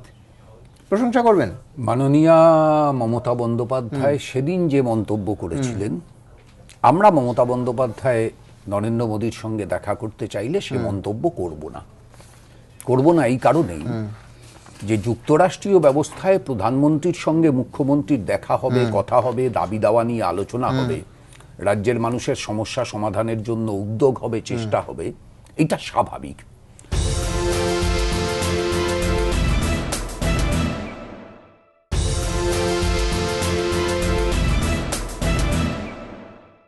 সমস্যা হচ্ছে যে এই আলোচনাটা শুরু হয়েছিল, তুমি যখন বাইরে থেকে ঢুকছিলে তখন প্রথম শব্দ তুমি মুখ দিয়ে ব্যবহার করেছিলে নজিরবিহীন। সমস্যা হচ্ছে যে আসলে এই সরকারটা তো একটা নজিরবিহীন সরকার, মন্ত্রীগুলো এক একটা নজিরবিহীন নির্বাচনী সাফল্য পেয়ে, নজিরবিহীন নির্বাচনী সাফল্য পেয়েই নজিরবিহীন সরকার, নজিরবিহীন মন্ত্রীগুলো। 2.5 ঘন্টারও কম সময়ে মাননীয় স্বপনবাবুর যে ধর্ণা, সেই ধর্ণায় হাকিম নড়ে গেল, কিন্তু 2.5 বছরের চেষ্টাতে হুকুম নড়ল না। এই যে 2.5 বছর ধরে হুকুম এক জায়গায় আছে, সিউড়ি পুরসভায় যে দুর্নীতি হচ্ছে এই দুর্নীতি আমি দেখব না, গোটা রাজ্য জুড়ে যে দুর্নীতি হচ্ছে, ত্রিফলায় যে দুর্নীতি হয়েছে, আমাদের ওই কি বলে শিলিগুড়ি ডেভেলপমেন্ট বোর্ডে যে দুর্নীতি হয়েছে, আসানসোল মিউনিসিপ্যাল কর্পোরেশনে যে দুর্নীতি হয়েছে, সারদায় যে দুর্নীতি হয়েছে, আমি এর কোনো দুর্নীতি দেখব না। এই যে দেখব না আর স্ট্যান্ডটা 2.5 বছর ধরে, বা এই সরকার তৈরি হওয়ার পরের দিন থেকে স্বপনবাবুর ঘটনার ক্ষেত্রে 2.5 বছর, এইটার তো কোনো বদল হলো না। এখন সমস্যা হচ্ছে এইটা যে তৃণমূল কংগ্রেস এবং নীতি, তৃণমূল কংগ্রেস এবং রাজনৈতিক দলের ব্যাকরণ, এই যে কাকে কখন সাসপেন্ড করা যায়, তার বিরুদ্ধে অভিযোগ, তাকে ডেকে জিজ্ঞাসা করা, শোকজ করা, তোমার বিরুদ্ধে এই অভিযোগ আছে, তোমার জবাব সন্তোষজনক না হলে সাসপেন্ড, এই যে সাধারণ যা ফর্মুলা, তুমি তোমার অফিস চালাতে গিয়ে যে ফর্মুলা মেনটেন করো, যে একটা ড্রাইভারের বিরুদ্ধে আমি অভিযোগ করলাম, সুমান তোমার ড্রাইভার আমার সাথেই খারাপ ব্যবহার করেছে, তুমি তো সাসপেন্ড করে দেবে না, তুমি তাকে ডেকে জিজ্ঞেস করবে এরকম অভিযোগ এসছে। তাহলে এই যে মিনিমাম গ্রামার একটা দল পরিচালনার, অফিস পরিচালনার, সমাজ পরিচালনার, ক্লাব পরিচালনার যে মিনিমাম গ্রামার, এই নজিরবিহীন সরকার সেই গ্রামারকেও হচ্ছে মেনটেন করে না। ফলে স্বেচ্ছাচারিতা সর্বত্র। এখন যে স্বেচ্ছাচারিতা থেকে মাননীয় মুখ্যমন্ত্রী একটার পর একটা ঘটনা ঘটিয়েছেন, সেই স্বেচ্ছাচারিতার উত্তরাধিকার বহন করে পার্থবাবু একটা সাংবাদিক সম্মেলন করে সাসপেনশন ঘোষণা করে দেবেন, এতে তো অসুবিধার কিছু নেই। এই স্বেচ্ছাচারিতার সঙ্গে তুমি যদি রাজনৈতিক গ্রামারকে মেলাতে যাও, তাহলে সেটা তোমার ভুল, তৃণমূল কংগ্রেসের ভুল না, পার্থ চ্যাটার্জির ভুল না। তাদের দিক থেকে যা তারা করছেন এইটাই তাদের কাছ থেকে প্রত্যাশিত, এইটাই তাদের পক্ষে স্বাভাবিক। ফাইন। এর পাশাপাশি আরেকটাও আছে, সেটা হচ্ছে সাসপেনশনের চিঠি। সেই চিঠি নাকি তৃণমূল কংগ্রেসে দুষ্টু লোকেরা বলেছে চিঠিটা অদৃশ্য থাকে এবং সময় কেটে যায়, কিন্তু সেই চিঠি আর পৌঁছয় না। এর আগে কতবার সাসপেনশন অর্ডারের প্রতীক্ষায় থেকেছেন শাস্তিপ্রাপ্তরা, কিন্তু সাসপেনশন অর্ডার আসেনি বলে তাদের দাবি ছিল। কেন্দ্রীয় সরকার পরিচালিত পোস্ট অফিস দায়ী। দলেরই হাতে থাকা পুরসভার বিরুদ্ধে দুর্নীতির অভিযোগে সরব হওয়ায় তৃণমূল বিধায়ক স্বপন কান্তি ঘোষকে সাসপেন্ড করেছে দল। সেই সাসপেনশন নিয়েই বুধবার কটাক্ষ শোনা গেল বিদ্রোহী তৃণমূল বিধায়কের গলায়। একটা অনুরোধ পার্থবাবুর কাছে রাখবো যে তিনি যেন অবশ্যই সাসপেনশন অর্ডারটা আমার কাছে পাঠান, কারণ এর আগেও বেশ কয়েকজনকে সাসপেন্ড করা হয়েছে, কিন্তু তারা প্রত্যেকেই বলেছিলেন তারা নাকি কোনো কাগজ পাননি। সাসপেনশন নিয়ে কটাক্ষ করতে গিয়ে খোদ তৃণমূল মহাসচিবকেও বিদ্ধ করেছেন তাঁরই দলের বিধায়ক। মহাসচিব এরকম বক্তব্য অনেক বলেন, কিন্তু আদৌ সেগুলো কার্যকারী হয় না। রাজনৈতিক মহলের একাংশের মতে সাসপেনশন নিয়ে স্বপন কান্তি ঘোষের কটাক্ষের ভিত্তিও রয়েছে। এর আগে সাসপেন্ড হওয়ার পর তৃণমূলের বহু সাংসদ বিধায়কই দাবি করেছেন তাঁরা দলের তরফে সাসপেনশনের কোনো চিঠি পাননি। কুণাল ঘোষ মধ্য কলকাতায় একটি অনুষ্ঠানে দলবিরোধী মন্তব্য করার পর প্রথমে শোকজ, পরে সাসপেন্ড করা হয় সাংসদ কুণাল ঘোষকে। যদিও কুণাল ঘোষ দাবি করেন সাসপেনশন তো দূরের কথা, তিনি শোকজের চিঠিও পাননি। শোকজের চিঠি পাইনি এখনো। শোকজের চিঠি আমি যদি পেতাম, আমি অবশ্যই সেই চিঠির উত্তর দিতাম। শিখা মিত্র বিধানসভায় হাতাহাতির ঘটনার নিন্দা করার পরই তৃণমূল সূত্রে সোমেন জায়া শিখা মিত্রকে দল থেকে সাসপেন্ডের কথা দাবি করা হলেও শিখা বারবার দাবি করেন সেই চিঠি কোনোদিনই তাঁর হাতে এসে পৌঁছয়নি। আমাকে সাসপেন্ড একটা নাকি লেটার পাঠানো হয়েছে, সেটা কিন্তু অফিসিয়ালি আমি এখনো পাইনি। পূর্বসূরিদের অভিজ্ঞতায় কি তবে তৃণমূলের বিদ্রোহী বিধায়কের ঠোঁটে এনে দিল কটাক্ষের হাসি? প্রশ্ন রাজনৈতিক মহলের একাংশের। এবিপি আনন্দ। আমি দেবনারায়ণ বাবুর কাছে আসবো। দেবনারায়ণ বাবু, মা মাটি মানুষের সরকার, সততার প্রতীক স্লোগানে ক্ষমতায় এসেছে, কি অসুবিধে কি ছিল? আজকে ধরুন এই বিধানসভার এটা তো ঘোষিত কর্মসূচি ছিল, কালকে একটা ফোন করে বলা যেত যে আপনি চিন্তা করবেন না, তদন্ত শুরু হয়েছে। যেটা আজকে প্রেস কনফারেন্স করে বললেন সেটাই বলতেন, তাহলে তো বিধানসভার এই বিড়ম্বনাও এড়ানো যেত, স্বপনবাবুকেও প্ল্যাকার্ড নিয়ে বসতে হতো না, এবং তাকে দলকে সাসপেন্ডও করতে হতো না। কোথায় অসুবিধে, মানে সমস্যাটা কোথায় ছিল? জিনিসটা তো না, আপনি নিশ্চয়ই সাধুবাদ দেবেন, দুর্নীতির কথা বলেছেন, এবং এত কোটি টাকার দুর্নীতি হলে আমি জানি না, অবশ্য কালকেও একজন মাননীয় অতিথি বলছিলেন আমার যে আমি সব কিছু কোটি শুনলেই অনেক বেশি বেশি বলি, এই নাকি খুব সামান্য তুচ্ছ এই কোটিগুলো নাকি, কিন্তু আমার বক্তব্য এই তুচ্ছ টাকাটাতেই তো কোটি কোটি মানুষের উপকার হতো, শিউলি পুরসভার মানুষ জল পেতেন। তো এইটা বলে দিলেই তো এই গোটা কুনাট্য রঙ্গটার কোনো প্রয়োজন হতো না। সমস্যা কোথায় হলো? না, আপনি দুর্নীতি হয়েছে কিনা সব পথ আছে, প্রশ্নটা না ওটা। এটার দুর্নীতি আমিও সমর্থন করি না, কেউ সমর্থন করবে না, সাধারণ মানুষ। না হয়েছে কিনা না, আমার প্রশ্নটা না। দুর্নীতির জন্য অনেক পথ আছে, কোর্টে কেস করতে পারে, অমুক করতে পারে, অনেক পথ আছে। মানে আপনি দলে না না শুনুন না, আপনার একটা বক্তব্য হচ্ছে দলে কেন ওনাকে সাসপেন্ড করা হলো। না আমার তা নয়, আমার বক্তব্য যে সাংবাদিক সম্মেলন করে যে কথাটা বলা হলো যে তদন্ত হবে, হ্যাঁ, পাশাপাশি ওনাকে সাসপেন্ডও করা হলো। না সেটা না, সাসপেন্ড কেন হলো আমাকে তো বলুন না। তদন্ত 24 ঘন্টা বললেই না, না, না, না, টাকার রং করতে হতো আমার না? একটা কথা, এই গরমে এখন ঠিক গরম আছে, পড়ে আপনার- গেছে, বিধানসভার আপনার সামনে বসতে বক্তব্য- হতো না। আপনার বক্তব্য আপনি বলুন, আমাকে একটু ডিফেন্ড করে একটা আরে করুন আপনি। না, না, না, আমি আপনি বুঝতে বলবেন পারছি না। আপনার না, না, না, না, তা নয়। you are actually defending the undefendable. না, না, আমি না, বুঝতে না, পারছি। না, না, এটা- আপনার যন্ত্রণা আমি না, না, সমব্যথী। আমার কথা হচ্ছে যদি দুটো জিনিস, একটা উনিকে সাসপেন্ড করলেন, অন্যজনে তদন্তের কথা বলে, এটা তো না, আমার মতে তদন্তর কথা বললেই তো উনি আজকে বিধানসভার সামনে বসতেন না, না। না, সাসপেন্ড করে না, তদন্তের কথা বললেন আজকের কেন? ঘটনাটা আমার শোনা হয়নি। আমি আপনাকে দেখিয়ে দিচ্ছি প্লিজ, আমার একটু সুযোগ আজকে দিন। আমি ছিলাম না। আজকে যারা সকাল এই থেকে মুহূর্তে টেলিভিশন সেটের সামনে এসেছেন অথবা দেবনারায়ণ বাবুর মতো আমি ছিলাম। সকাল থেকে ব্যস্ত ছিলেন, তাদের জন্য আরেকবার বিধানসভায় আজকে কি ঘটলো আপনাদের দেখাবো, দেখুন। বিধানসভায় তিনি যেন এক চুম্বক, যে চুম্বকের টানে কাছে আসতে দ্বিধাবোধ করে না বাম, কংগ্রেস, বিজেপির মতো বিরোধীরাও। সেই চুম্বকের নাম স্বপন কান্তি ঘোষ। বিধানসভা কক্ষের প্রবেশদ্বারে প্ল্যাকার্ড হাতে তাকে দুর্নীতির বিরুদ্ধে প্রতিবাদ করতে দেখে একে একে এগিয়ে এলেন অনেকেই। কেউ গিয়ে দেখা করলেন, কেউ হাত মেলালেন, কেউ বসলেন পাশে। যেমন বিরোধী দলনেতা সূর্যকান্ত মিশ্র সোজা গিয়ে বসে পড়লেন স্বপন কান্তির পাশে, হাতে কাগজ পেন। একেবারে সাংবাদিক সুলভ ভঙ্গিতে লিখে নিলেন বিদ্রোহী তৃণমূল বিধায়কের দাবি দাওয়া। পরিষ্কার জানালেন দুর্নীতির বিরুদ্ধে সিউড়ির বিধায়কের যুদ্ধে তারা পাশে আছেন।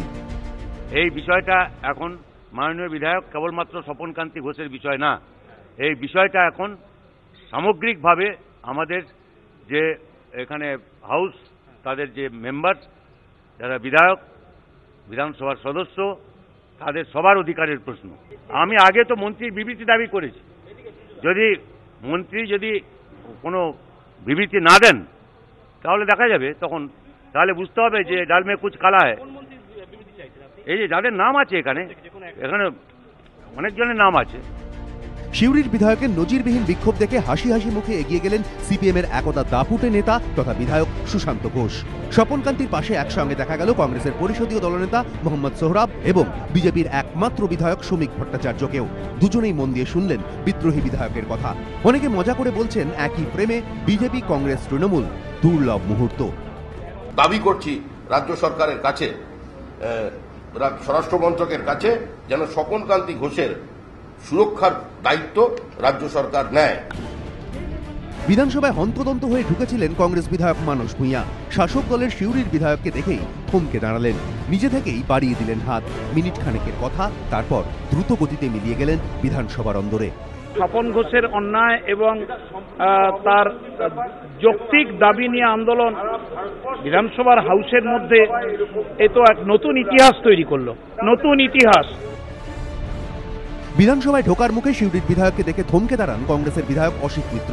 প্রথমে ঝুঁকে, তারপর পাশে বসে বিদ্রোহী তৃণমূল বিধায়কের সঙ্গে বেশ কিছুক্ষণ কথা বলতে দেখা গেল তাকে। এসইউসির তরুণ নস্কর থেকে ডিএসপির প্রবোধ সিংহ আর এসপির সুভাষ নস্কর, একে একে সবাইকেই দেখা গেল স্বপন কান্তি ঘোষের সঙ্গে কথা বলতে। এরই মধ্যে আর চোখে দেখে স্বপন কান্তিকে এড়িয়ে চলে যেতে দেখা গেল শাসক দলের একাধিক বিধায়ককে। সব মিলিয়ে বিধানসভায় সুপারহিট স্বপন শো। দীপক ঘোষ ও কৃষ্ণেন্দু অধিকারী, এবিপি আনন্দ।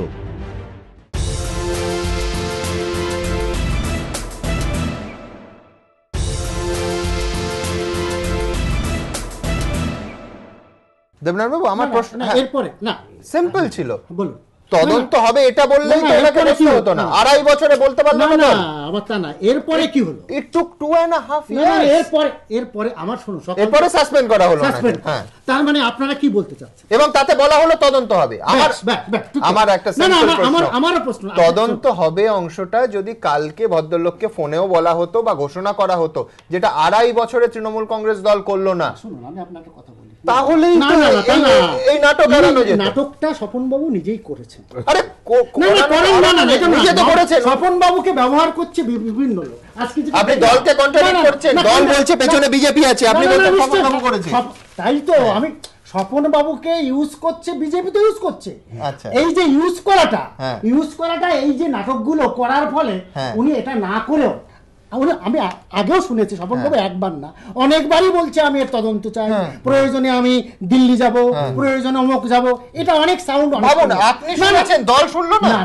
দল শুনলো না, ওনার পরিস্থিতিটা, প্রবাহটা উনি দলের মধ্য থেকে ওইভাবে বিদ্রোহ না করে উনি আমার বক্তব্য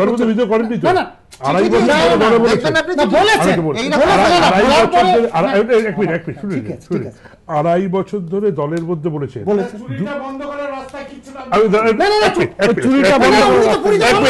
দাদা কেন ওনার যদি মনে হয়, ওনার যদি কোর্টে কেস করতে পারে, কোর্টে তো সিবিআই করেছে, কে বলবে না না না তা বললে না ওনা, শুনুন কোর্টে তো সিনেমা চলছে, কোর্টে না নবান্নে যাবে না, নবান্নে উনি প্রচার চাচ্ছেন, আচ্ছা এটা প্রশ্ন না, চুরি ধরাটা প্রচার আজকে তাহলে কেন করলো আপনি এক লক্ষ্য চুরি কেন ধরাটা বললো প্রচার, চুরির তদন্ত হবে, আর আগে কেন করলো না বুঝতে হবে।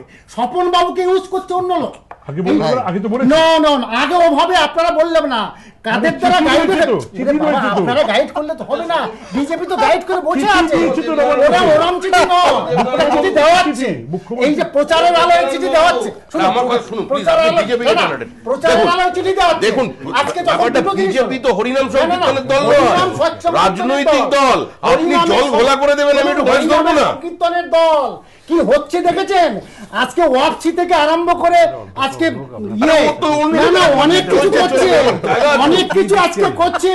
আজকে মাদার টেরেসা সম্পর্কে কি বলেছে শুনুন, এই কথা আপনারা বলবেন না, কিভাবে ইউজ করছেন না না না, মাদার টেরেসা তো ধর্মের জন্য, জল কিনতে জল না, স্বপন বাবুকে ব্যবহার করছেন। আমি বুঝতাম, আমি তৃণমূলকে খারাপ বলতাম, যদি না বলতো তদন্ত হবে না, যদি বলতো এটা তৃণমূল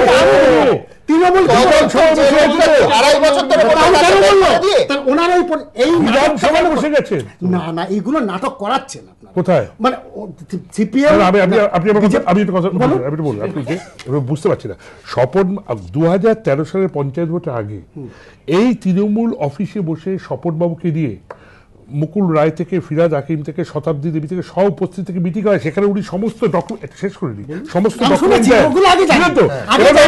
উনি মুখ্যমন্ত্রীকে এবং ববি হাকিমকে একাধিক চিঠি দিলেন, এটা অপ্রিয় কথা শুনে নিন, কিন্তু তখন তারা তদন্তের অর্ডার করলেন না কেন? এবার বলছি, এবার আজকে তো উনি না করতো তখন তৃণমূলকে খারাপ বলা হতো,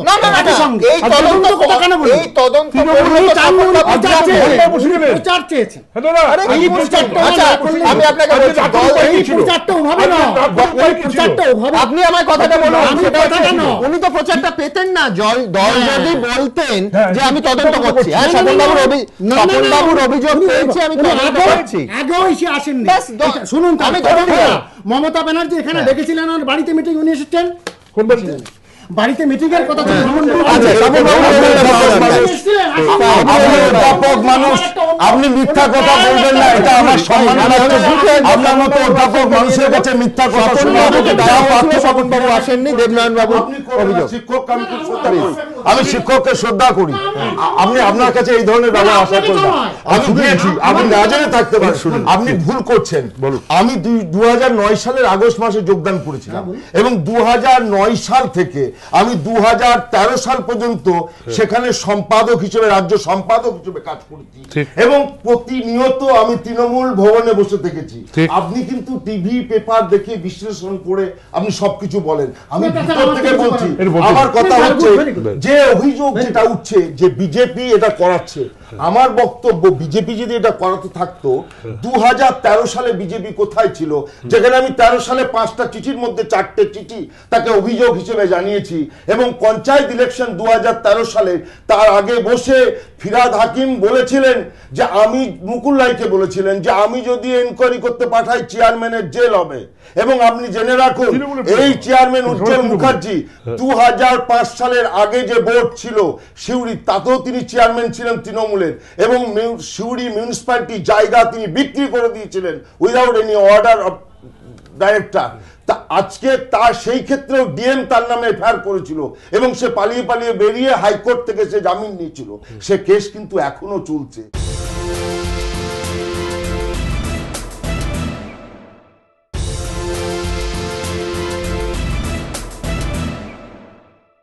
আমার বক্তব্য হচ্ছে যে জায়গাটায় আমি অন্য কিছু না, 2.5 বছর ধরে আমি সম্পাদক রাজ্যের, আমি মুকুল রায়ের কাছে প্রতিনিয়ত সেখানে আমি বসে থেকেছি। 1 জুলাই থেকে আমি হতাশ হয়ে আমি দল 3 জনকে, সুব্রত বক্সী, পার্থ চট্টোপাধ্যায় এবং মুকুল রায়, 3 জনকে আমি জানিয়ে দিয়েছিলাম যে 1 জুলাই 14 থেকে আমি কোনো রাজনৈতিক কর্মকাণ্ডের মধ্যে থাকবো না, শুধু বিধায়ক হিসেবে যে দায়িত্বটুকু আমার আছে আমি বিধায়ক হিসেবেই কাজ করতে চাই। এই কথা জানানোর পরেও কিন্তু কেউ কোনো প্রয়োজন বোধ করেননি যে একজন মানুষ যিনি সম্পাদক ছিলেন 2009 সাল থেকে, কেন তুমি আজ রাজনীতি থেকে সরে যাবে, কেউ কিন্তু কোনো প্রশ্ন তোলেননি। আর আমি যে অভিযোগগুলো করেছি এগুলো 2013 সালের জানুয়ারি থেকে, এবং সেগুলো ডিসেম্বরের মধ্যে 4টে চিঠি করেছি। সেই 4টে চিঠি সুরার করেছি, তাদের সমস্ত পেপারস আমার কাছে আছে, যেখানে ববি হাকিম স্বীকার করে নিয়েছিলেন যে আমি এনকোয়ারি করতে পাঠালে চেয়ারম্যানের জেল হবে, যেখানে মুকুল রায় অনুব্রত মণ্ডলকে ফোন করে বলেছিলেন যে অবিলম্বে তুমি ওই চেয়ারম্যানকে কাল ববি হাকিমের কাছে তুমি জমা দিতে বলো, কারণ সেই দিন সেই দলীয় কমিশনে উজ্জ্বল মুখার্জি হাজির ছিলেন না। সুতরাং আজকে শুনুন, আমি একটা কথা বলছি, আজকে যদি আমার মতো একজন তরুণকে যদি মিথ্যা করে অভিযোগ আনেন, তাহলে আর কিন্তু রাজনীতি কোনো ভালো ছেলে রাজনীতি করতে আপনার বক্তব্যকে শ্রদ্ধা রেখে আমি জানি না, আমি কদিন আগে মমতা ব্যানার্জি আপনাদের প্রত্যেককে ডেকেছিলেন, আপনি আসেননি। কে বলেছে? এসেছিলেন আপনি, সই আছে, না আমি মমতা ব্যানার্জি তার বাড়িতে মিটিং সইয়ের ফাইলটা দেখান না দলে। ঠিক আছে, আমার ভুল হতে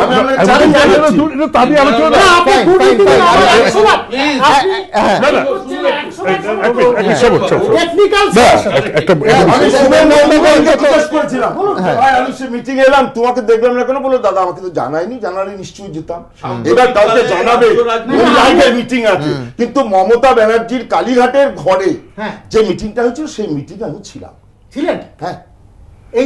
আমি হুমায়ুন কবির তিনি আজকে একেবারে সরাসরি দলনেত্রীর বিরুদ্ধে তার আক্রমণের নিশানা করেছেন স্বয়ং মমতা বন্দ্যোপাধ্যায়কে। হুমায়ুন কবির এই মুহূর্তে সরাসরি আমাদের সঙ্গে আছেন, তার সঙ্গে কথা বলবো। কিন্তু আজকে হুমায়ুন কবিরের একাধিক বক্তব্য কিন্তু রাজ্য রাজনীতিতে বিতর্কের ঝড় তুলেছে। কি বলেছিলেন হুমায়ুন কবির, সরাসরি হুমায়ুনের কাছে আসার আগে আপনাদের দেখিয়ে নেব।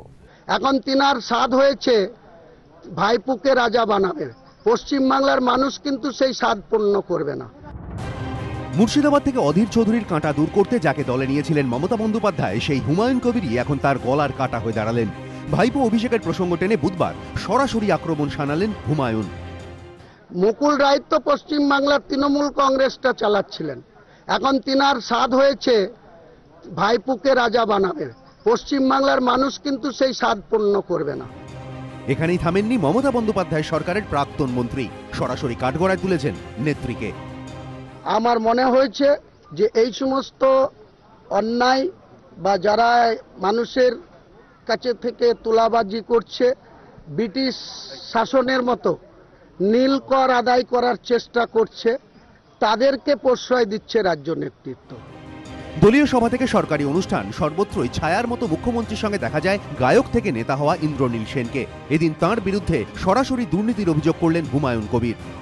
অনেক তুলাবাজদের নিয়োগ করা মুর্শিদাবাদ জেলায়, তো ইন্দ্রনীল বাবু চক্রান্ত করে আমাকে খুন করে দেওয়ার চক্রান্তে লিপ্ত থেকে আমার সমস্ত সিকিউরিটি উইথড্র করেছে।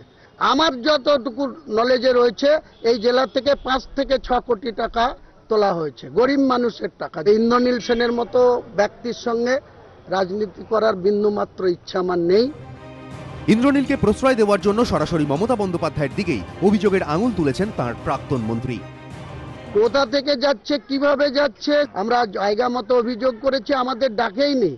একজন অযোগ্য ব্যক্তির তিনাকে পিছন পিছন করে নিয়ে বেরিয়ে তিনি মুখ্যমন্ত্রীর চেয়ারের অমর্যাদা করছেন। পাল্টা হুমায়ুন কবিরের বিরুদ্ধে সরব হয়েছেন মুর্শিদাবাদ জেলা তৃণমূলের পর্যবেক্ষক ইন্দ্রনীল সেন। তার মানসিক বিকার হয়েছে এবং তার মানসিক আরোগ্য আমি কামনা করি। একজন রাজনৈতিক কর্মী আরেকজন রাজনৈতিক কর্মীকে বলছে তাকে জেলায় ঢুকতে দেবে না, এটা তো একদম একটা কোনো লোকাল মাস্তানের মতো স্টেটমেন্টটা করলো। বিধায়ক স্বপনকান্তি ঘোষকে নিয়ে চরম অস্বস্তির দিনেই তৃণমূলের বিড়ম্বনা আরও বাড়ালেন হুমায়ুন কবির। প্রদীপ দে ও অরিত্রিক ভট্টাচার্য, এবিপি আনন্দ। আমাদের সঙ্গে এই মুহূর্তে হুমায়ুন কবির সরাসরি এই অনুষ্ঠানে যোগ দিয়েছেন। হুমায়ুন বাবু, প্রথমে আপনার কাছে যেটা জানতে চাইবো, একটা শব্দ শুনলাম তোলাবাজি, নীলকরদের মতো কর দিতে হচ্ছে, অর্থাৎ আবার সেই ঘুরে ফিরে দুর্নীতির কথা। স্বপনকান্তি ঘোষ যে দুর্নীতির কথা বলেছেন তারই ডিফারেন্ট ফর্মে। কেন এই তোলাবাজি, এবং পাশাপাশি আপনি আরেকটা বাক্য যোগ করলেন, আমি টেলিভিশন ফুটেজে দেখলাম, সেটা হচ্ছে যে রাজ্য নেতৃত্বের তাতে ইন্ধন রয়েছে। আপনার অভিযোগটা একটু পরিষ্কার করে বলবেন, কি বলতে চেয়েছেন আপনি?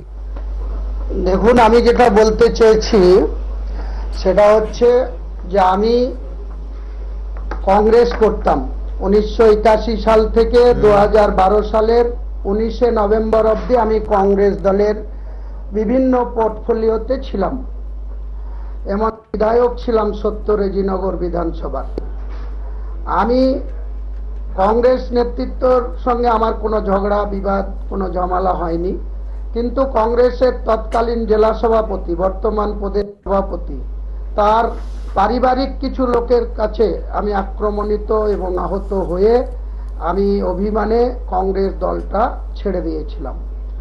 আমি মুকুলবাবুর সঙ্গে প্রথম যোগাযোগ করি 5ই নভেম্বর 2012, টেলিফোনে যোগাযোগ করি। আমার কোথায় বেদনা, আমার কোথায় সমস্যা, আমি কেন কংগ্রেস দলটা 1982 সাল থেকে তারপরে 2000 সালে এসে কেন ছাড়তে হচ্ছে, বিধায়ক পদ ছেড়ে দিয়েও প্রয়োজনে আমি কেন তৃণমূল কংগ্রেস করব, সেটা আমি মুকুলবাবুকে টেলিফোনে বলেছিলাম। মুকুলবাবু টেলিফোনে কথা বলে আমার সঙ্গে রাত্রিতে নিজাম প্যালেসে ডেকে নিয়েছিলেন। আমি সেদিন কলকাতায় ছিলাম, আমার স্ট্যান্ডিং কমিটির মিটিং ছিল ফুড ডিপার্টমেন্টে। আমি ওনার কাছে যাওয়ার পর উনি আমাকে বলেন যে তুমি যদি কংগ্রেস করতে চাও, কংগ্রেস ছাড়তে চাও, তৃণমূল কংগ্রেস করতে চাও, তোমার কোনো শর্ত আছে কিনা। আমি দায়িত্ব নিয়ে বলছি আমি কোনো শর্ত আরোপ করিনি, আমি মন্ত্রীও হতে চাই, আমি কোনো কিছু চাই ঠিকই, কিন্তু পাশাপাশি আমার এখানে যোগ করা উচিত হুমায়ুন বাবু, সেটা হচ্ছে রাজনৈতিক বিশ্লেষকদের আমাদের অনেকেরই ধারণা ছিল যে অধীর চৌধুরীকে তার দুর্গে ধাক্কা দেওয়ার জন্যই আপনাকে তৃণমূল কংগ্রেসে জয়েন করানো হয়েছিল।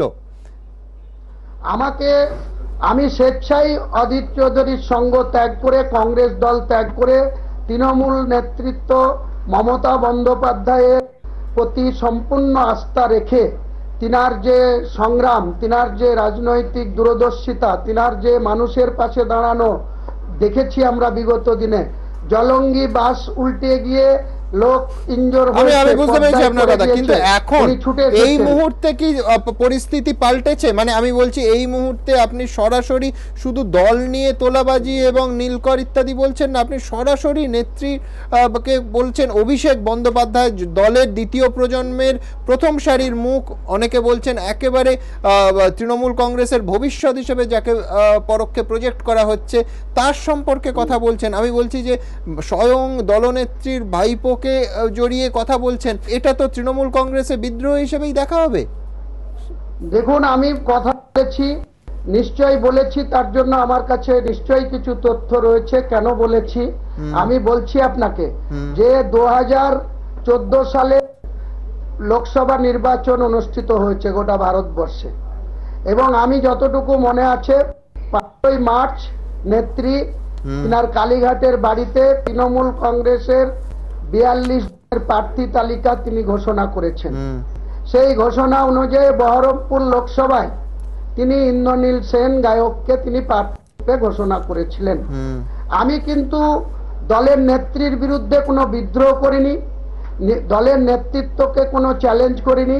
আমি শুধু একটি কথা 6 তারিখে বলেছিলাম আপনাদের বিভিন্ন চ্যানেলে বা বিভিন্ন সংবাদ মাধ্যমের কাছে, সেটা হচ্ছে যে রাজনৈতিক একজন ব্যক্তি, প্রদেশ কংগ্রেসের সভাপতি, রেলের রাষ্ট্রমন্ত্রী অধীর চৌধুরীর মতো ব্যক্তির বিরুদ্ধে একজন দক্ষ পলিটিক্যাল ম্যানকে দিলে আমরা ভালো লড়াই দিতে পারতাম। আর যদিও বা সেটা না দিত, যদি সেলিব্রিটির মধ্যে প্রার্থী হয়েছে, একজন সংস্কৃতি জগতের লোককে আনা হয়েছে যিনি কলকাতায় পরিচিত হতে পারেন, গ্রামের মানুষের কাছে তার পরিচিতি নাই, তাহলে সেক্ষেত্রে মনমোহন সেন বা দেবের মতো কোনো সেলিব্রিটিকে দিলে আমরা অধীর চৌধুরীর বিরুদ্ধে রাজনৈতিক অর্থাৎ ইন্দ্রনীল সেনকে প্রার্থী হিসেবে আপনার পছন্দ হয়নি, আমি সেই পার্টটা বুঝলাম। আমার বক্তব্য পরিষ্কার, সেটা হচ্ছে এই আমার পাশে এক হাতের মধ্যে স্বপনকান্তি ঘোষ বসে আছেন। আপনার মনে হয় যে তৃণমূল কংগ্রেসে মমতা বন্দ্যোপাধ্যায়কে তিনি তার ভাইপোর প্রতি পক্ষপাত দেখাচ্ছেন, এই কথা বলার পর আপনার ভাষায় আপনি যেভাবে বলেছেন, তারপরে তৃণমূল কংগ্রেসে আর থাকা সম্ভব? দেখুন, সেটা তো বলতো ওনাদের কোর্টে। আমি গতকালকে বিভিন্ন চ্যানেলের মাধ্যমে জানতে পারলাম, আমি যখন বেলডাঙ্গাতে একটা মিটিংয়ে ছিলাম, বক্তৃতা করে যখন বেড়াচ্ছি, তখন একটা বৈদ্যুতিক চ্যানেলের একজন সাংবাদিক আমাকে ফোন করে বলছেন যে তৃণমূল কংগ্রেসের মহাসচিব এবং ডিসিপ্লিনারি কমিটির চেয়ারম্যান পার্থবাবু, তিনি নাকি আমাকে শোকজ করেছেন, তার জন্য চিঠি পাঠিয়েছেন। আমি এখন অবধি কোনো চিঠি পাইনি, শুধু বিদ্যুৎ মানে বৈদ্যুতিক চ্যানেলের মাধ্যমে যে আমি আপনার কাছে জানতে চাইবো, এই স্বপন বাবুর সম্পর্কে তৃণমূল নেতারা বলছেন যে অন্য দলের ইন্ধন আছে, বিজেপির দিকে ইঙ্গিত। আপনার ক্ষেত্রেও যদি তারা বলেন যে অন্য দলের ইঙ্গিত আছে, কংগ্রেসের ইন্ধন আছে আপনার এই মুখ খোলার পিছনে, আপনি মানবেন? দেখুন, নিজেদের অকর্মণ্যতা থাকার জন্য অন্য দলকে দায়ী করে কথা বলার মতো কোনো বাহাদুরি তৃণমূল কংগ্রেসের নেতৃত্বরা না করলেই আগামী দিনে তিনাদের মঙ্গল হবে বলে আমি মনে করি।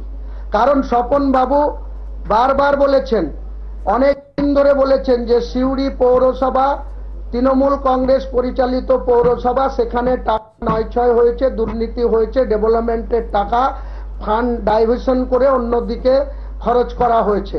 সেই ব্যাপারে একটা দলীয় বিধায়ক যদি ইনকোয়ারি চায়, কোনো অভিযোগ করেন, সেটা রাজ্য নেতৃত্ব সেটা গুরুত্ব দিয়ে তদন্ত করলে তো আজকে স্বপনকান্তি ঘোষকে ধর্নায় বসতে হতো সবাই। আজকে শাসক দলের একজন বিধায়ক, তাকে সরকারি সিদ্ধান্তের বিরুদ্ধে, সরকারের দুর্নীতির বিরুদ্ধে, সরকারের তৃণমূল কংগ্রেস পরিচালিত একটা বোর্ডের বিরুদ্ধে তাকে ধর্নায় বসতে হচ্ছে। এর থেকে লজ্জার, এর থেকে রাজ্য সরকারের মাথা হেঁট হওয়া আর কি চান ওনারা এই ব্যাপারে হুমায়ুন বাবু, আপনার কাছে আমার শেষ প্রশ্ন। আপনি একটা শব্দ ব্যবহার করলেন, সেটা হচ্ছে তৃণমূল নেতৃত্ব সম্পর্কে তেনারা, মানে আমরা ওরা বিভাজন আমরা দেখেছি, আমরা তেনারা, তো একটা বিভাজনের কথা। আমি যদি আপনাকে বলি যে এই মুহূর্তে যার কথায় আপনি বললেন, যার প্রস্তাবে আপনি তৃণমূল কংগ্রেসে ছিলেন, মুকুল রায়, তার সঙ্গেও দলের একটা স্পষ্ট, তো এটা নিয়ে আর জল্পনা বলা উচিত না, স্পষ্ট তো দূরত্ব তৈরি হয়েছে। মুকুল রায় এবং তৃণমূল কংগ্রেসের যে দূরত্ব, সেটা নিয়ে আপনার কি বক্তব্য? আমার বক্তব্য হচ্ছে, মুখ্যমন্ত্রী তিনি রাজ্যের 8 কোটি 9 কোটি মানুষের দায়িত্ব নিয়ে কাজ চালাচ্ছেন, তার সবার ভালো মন্দ দেখার দায়িত্ব তিনার ঘাড়ে। আমি মনে করি নেত্রী কোনো অংশে তার কৃতিত্বকে আমি ছোট না করে সম্পূর্ণ অনার দিয়ে আমি এইটুকু বলতে পারি, তিনার 1983 সালে তিনি প্রথম রাজীব গান্ধীর নেতৃত্বে কংগ্রেস দলের সাংসদ হয়েছিলেন।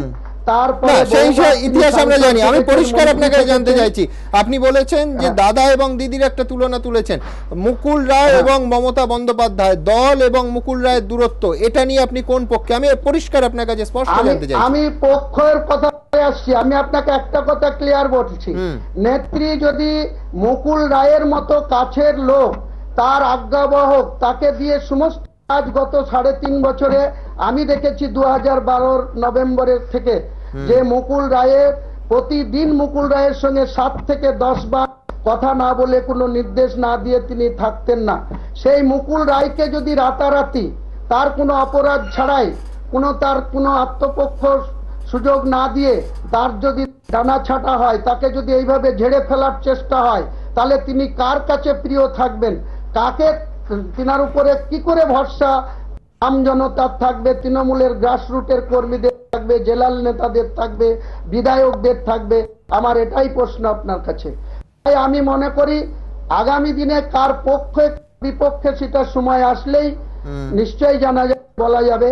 আমি এই মুহূর্তে তৃণমূল কংগ্রেসের একজন সাধারণ কর্মী, কারণ 18ই অক্টোবর 2014 ইন্দ্রনীল সেনের বাড়িতে প্রাক্তন সাংসদ কংগ্রেস দল ছেড়ে তৃণমূলে জয়েন করার পর জেলার সভাপতি করা হয়েছে।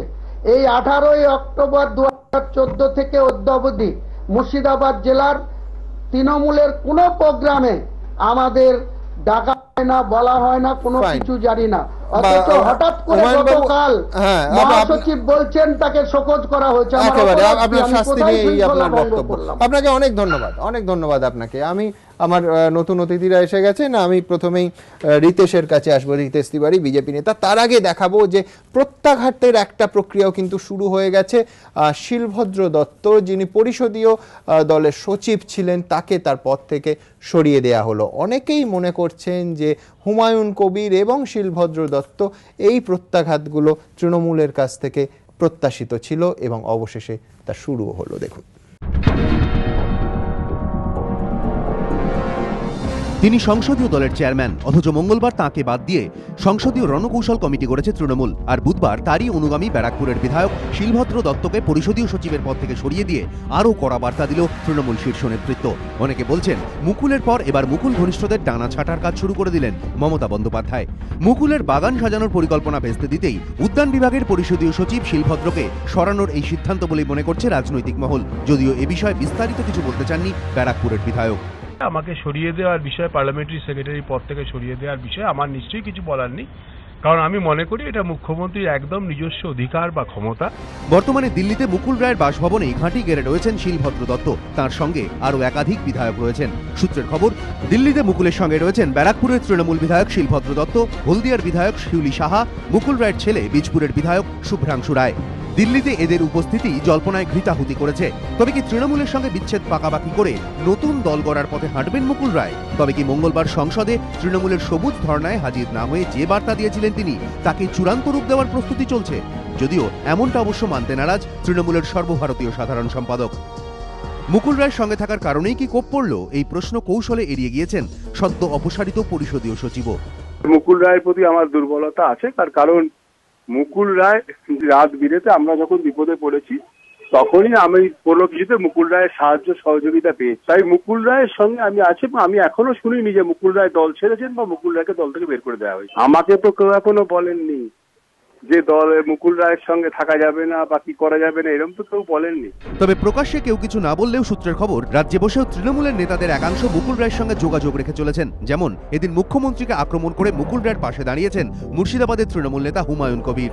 রাজ্যের ৭৭,০০০ বুথ আছে, পোলিং স্টেশন আছে, অন্ততপক্ষে ৩০,০০০ পোলিং স্টেশনের সঙ্গে সরাসরি মুকুল রায় যুক্ত। মুকুল রায় তো পশ্চিমবাংলার তৃণমূল কংগ্রেসটা চালাচ্ছিলেন, এখন তিনার স্বাদ হয়েছে ভাইপুকে রাজা বানাবে। পশ্চিমবাংলার মানুষ কিন্তু সেই স্বাদ পূর্ণ করবে না। এখানে না থেমে তৃণমূল ভাঙার জল্পনাও উস্কে দিয়েছেন হুমায়ুন। 149 থাকা চাই, তবে রাজ্যের মুখ্যমন্ত্রী থাকতে পারবে। 191 নিয়ে আছে। 50 সদস্য যদি চলে যায় তখন দেখবেন সংখ্যালঘু হয়ে পড়বে, রাজ্যের মুখ্যমন্ত্রীকে রিজাইন করতে হবে।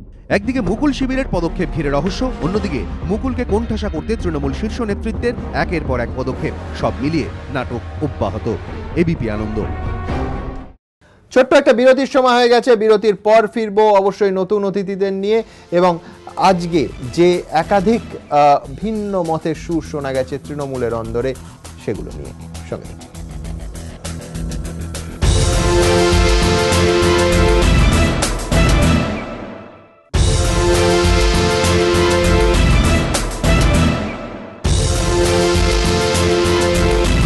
স্বপন কান্তি ঘোষের নজিরবিহীন বিক্ষোভ এবং তার সাসপেনশন নিয়ে আমাদের আলোচনা চলছে। দ্রুত একবার দেখে নেব যে আজকের গোটা দিনের ঘটনা কোন কোন প্রশ্ন তুলে দিল।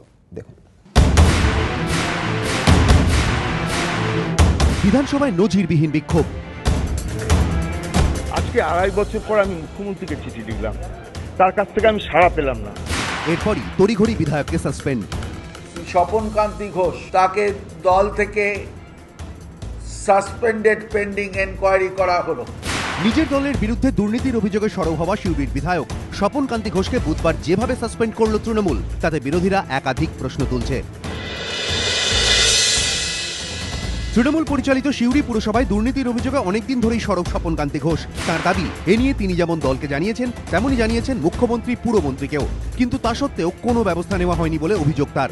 বিরোধীদের প্রশ্ন, দলেরই এক বিধায়ক যখন কয়েক বছর ধরে দুর্নীতির অভিযোগ তুলছেন, তখন সেই অভিযোগ কেন গুরুত্ব দিয়ে শুনল না তৃণমূল নেতৃত্ব? কেন সেই অভিযোগের প্রেক্ষিতে এতদিনেও কড়া ব্যবস্থা নেওয়া হলো না? উল্টে অভিযোগকারীকেই সাসপেন্ড? এভাবে কি দুর্নীতির অভিযোগ চাপা দেওয়া যাবে? প্রশ্ন বিরোধীদের।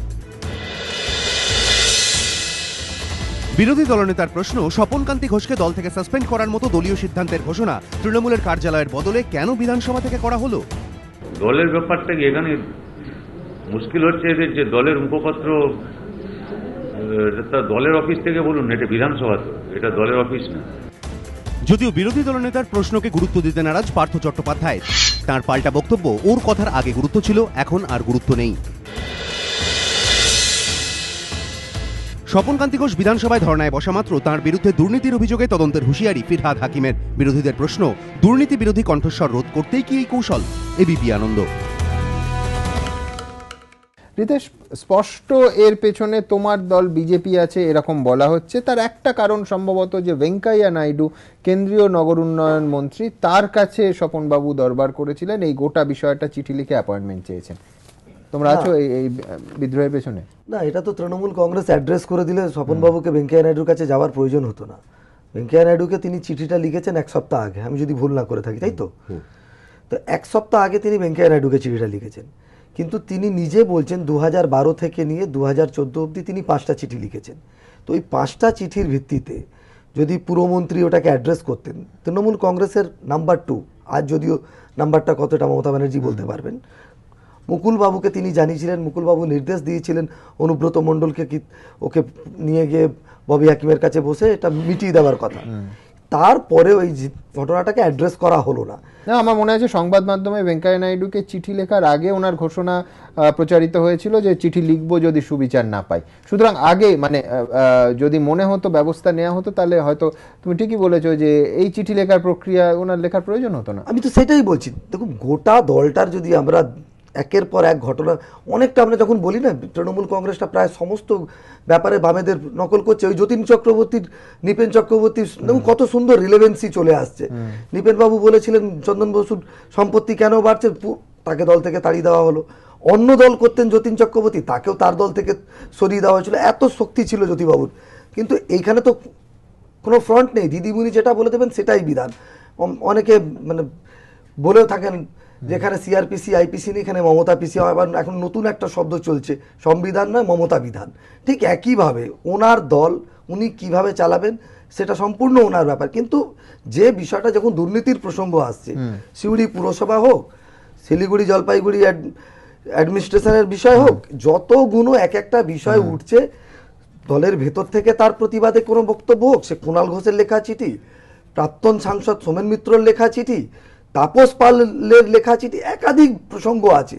কিন্তু তাদের বিরুদ্ধে কোথায় সেই দুর্নীতির বিরুদ্ধে তদন্ত হবে, কোথায় যারা দুর্নীতিতে যুক্ত রয়েছেন সে তাদেরকে দৃষ্টান্তমূলক শাস্তির ব্যবস্থা হবে, সেটা না করে অভিযোগ যারা তুলছে তাদের বিরুদ্ধে অদ্ভুত।